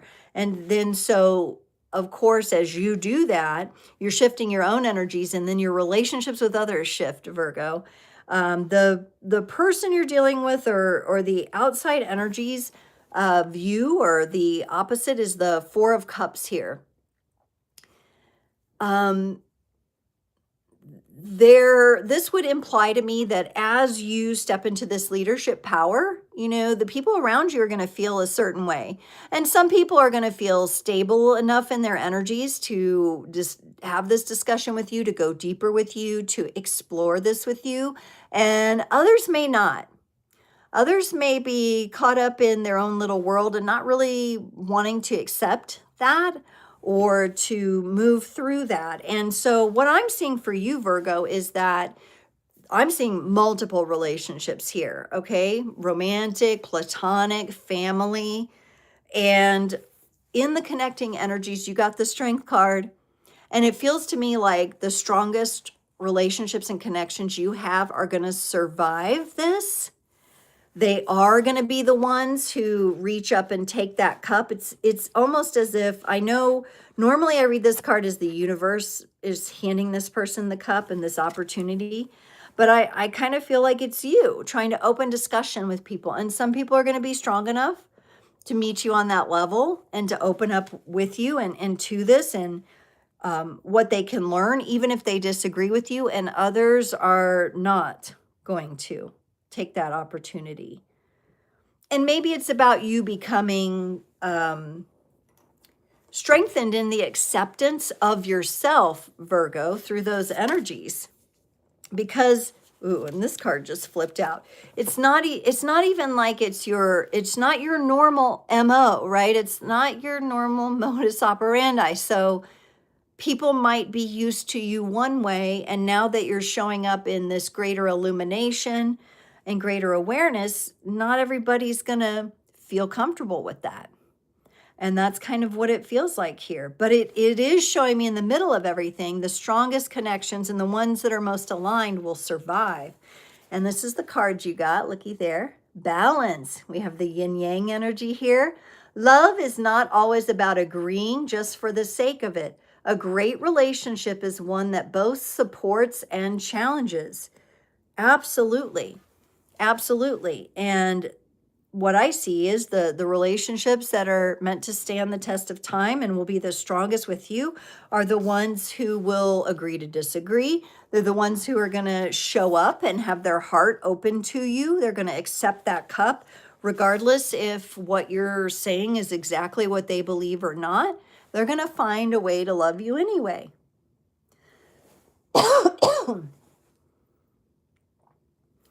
This feels very powerful, Virgo. I also am just getting a strong sense that you're going to end the year strong.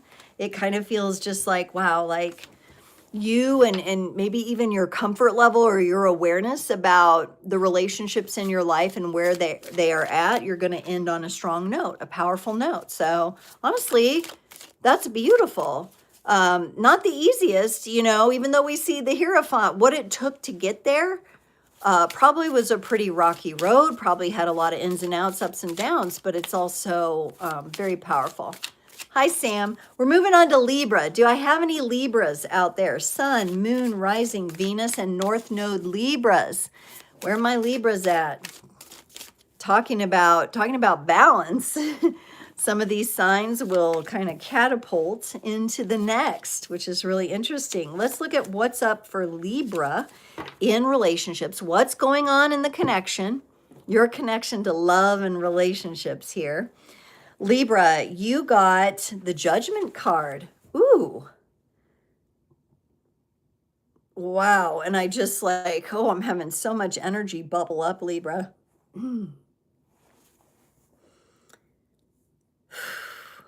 It's so important to you, Libra, to be seen, heard, and acknowledged in relationships. I'm getting a great sense of respect here. You've leveled up in the respect that you have for yourself. You're willing to be vulnerable, but only with the people that deserve your time and energy. There's a discerning quality to you that maybe hasn't always been there. And it's kind of, you know, you have that beautiful energy to look at both sides of things, and maybe you understand and really know why people respond the way that they do, but you're no longer trying to control that or to make someone else comfortable. This is very much an energy of I'm being called to a higher version of myself, and I am going to be selective about whose energy I consider and whose I don't. Okay. AM's got the Libra ascendant there. It is a great sense of discernment. I think that this is a really good time too, with this being like the kind of a clarion call here.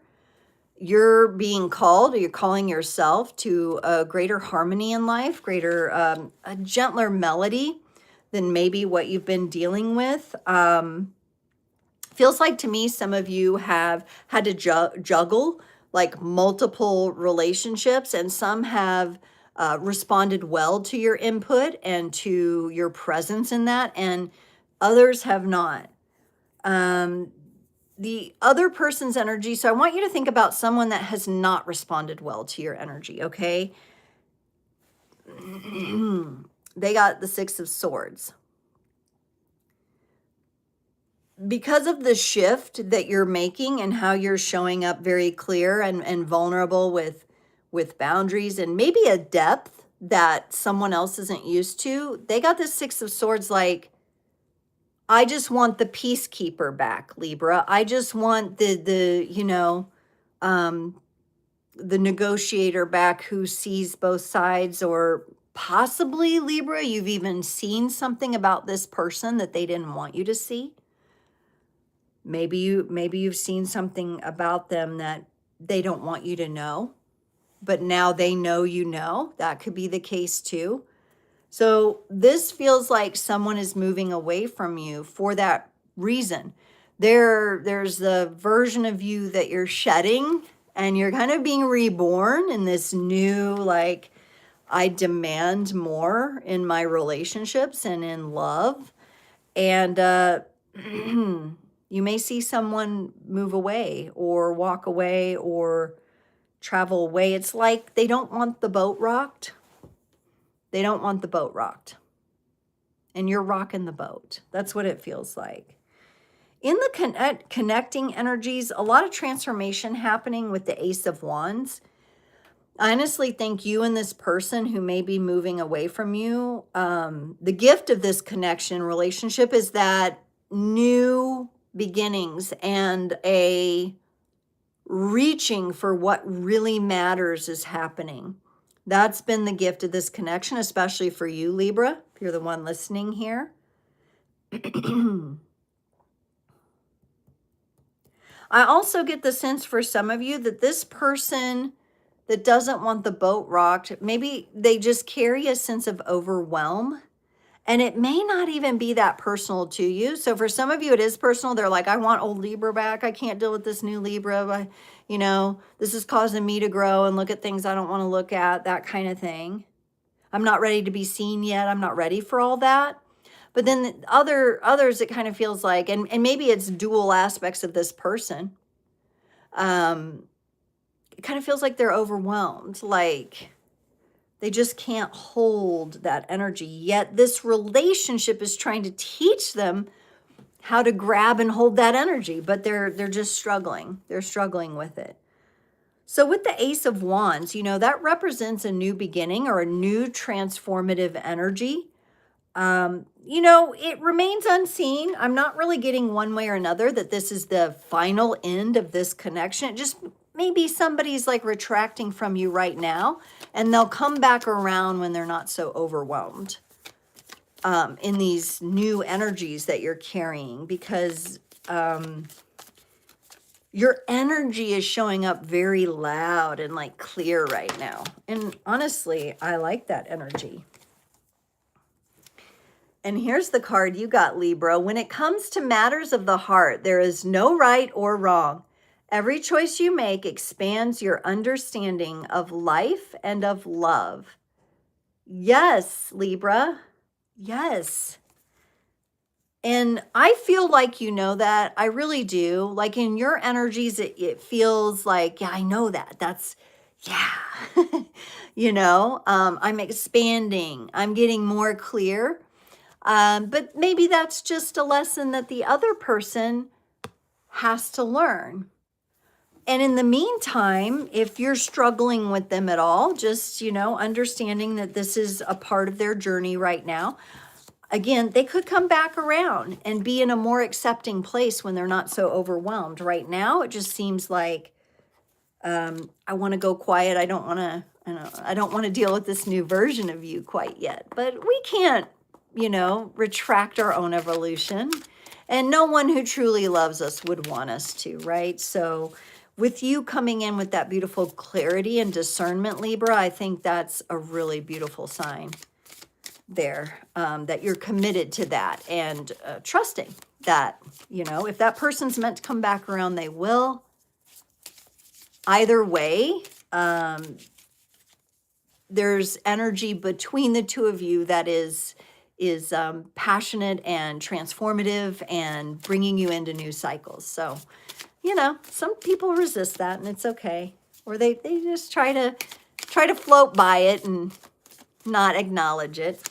Scorpio, for our very patient Scorpio energies. Oh my gosh, I shuffled, I cleared, I shuffled these cards.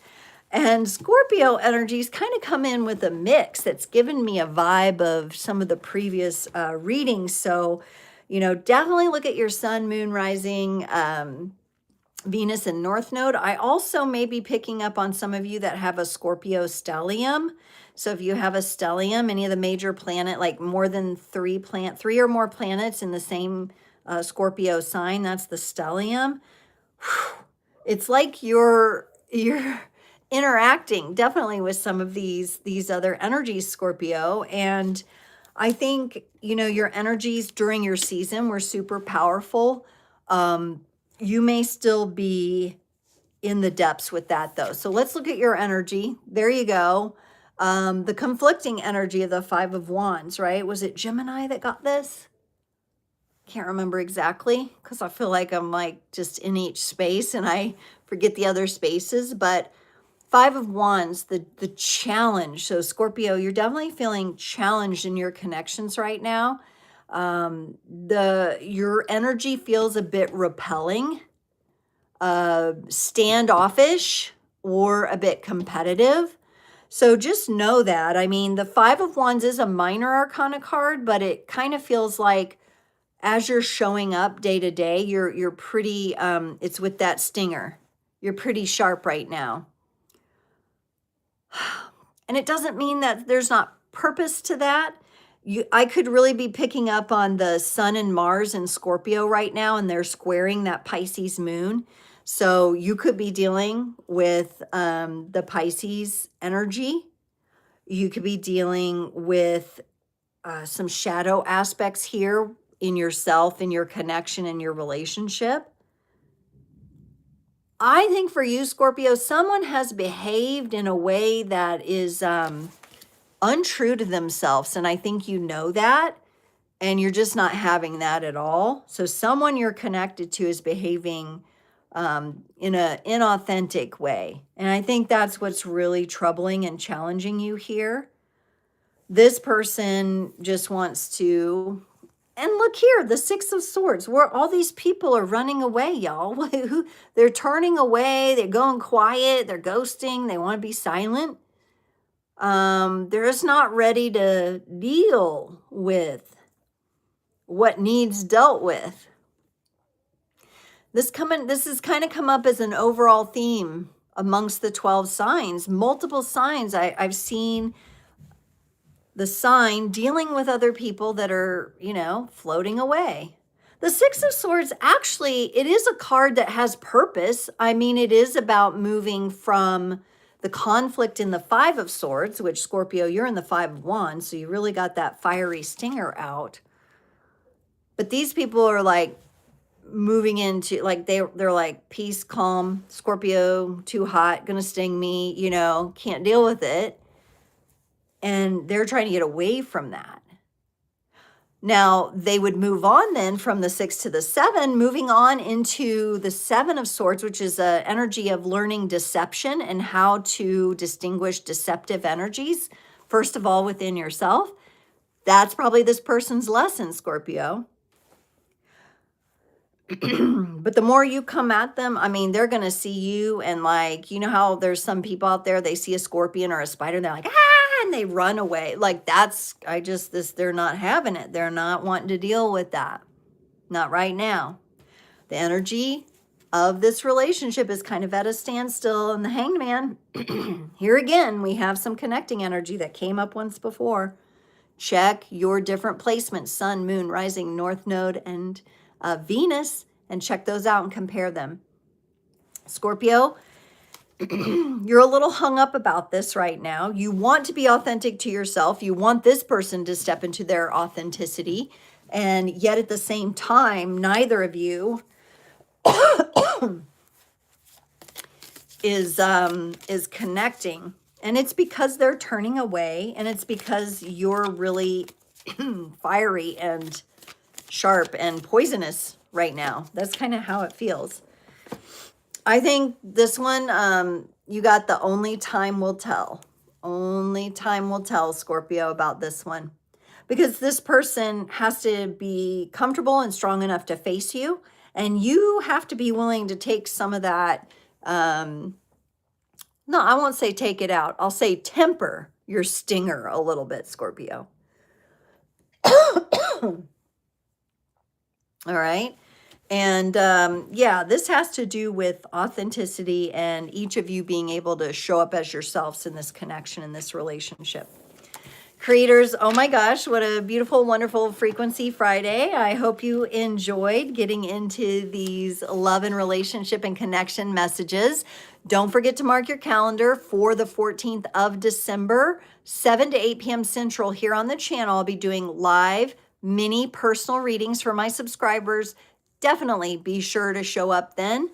I would like to also acknowledge I'm doing a Black Friday special right now. So if you are looking for that personal reading, I have a really great deal going on right now. It's a 5-card spread with a bonus oracle message. You can find out that by connecting with me on Instagram, Facebook, TikTok at Creators on the Crest. Send me a DM, or you can email me, Stephanie at Creators on the Crest, and I will send you the details of the specials. I've got the special, and then I have 40% off my regular offerings, which is also a huge discount, y'all. So this is a limited time, limited space offering. Be sure you connect with me, AM and Tressa and Sam. Sam, it's December 14th at 7 p.m. December 14th, it's a Sunday at 7 p.m. Central Standard Time. Tressa AM, everyone, thank you so much. Everyone who commented, Ashley, Girl Gone, everyone, really appreciate your presence here today and for being willing to share this space. I can't wait to show up next week. I also have Tarot and Tea coming out, some fun shorts coming out. I've been doing readings for the signs, little shorts, and connecting them to some longer form sign videos. So those could come up at the right time for you. Watch for those. Keep an eye on the community post section of my channel because I do offer polls and different things to I was going to say engage, but interact and engage, and those tend to be kind of fun and whimsical. I would love to hear from you there. If you get a chance to stop by, say hi. Definitely invite someone from your soul tribe to the channel. Maybe they'd like to join with you, even if they're miles away from you. It can bring the two of you together in a safe and sacred space where we explore the energy. Thank you all so much from the bottom of my heart to you. May all of the gifts that you offer me, your presence here, be returned to you 1,000-fold. Stay tuned, stay true, and keep creating. And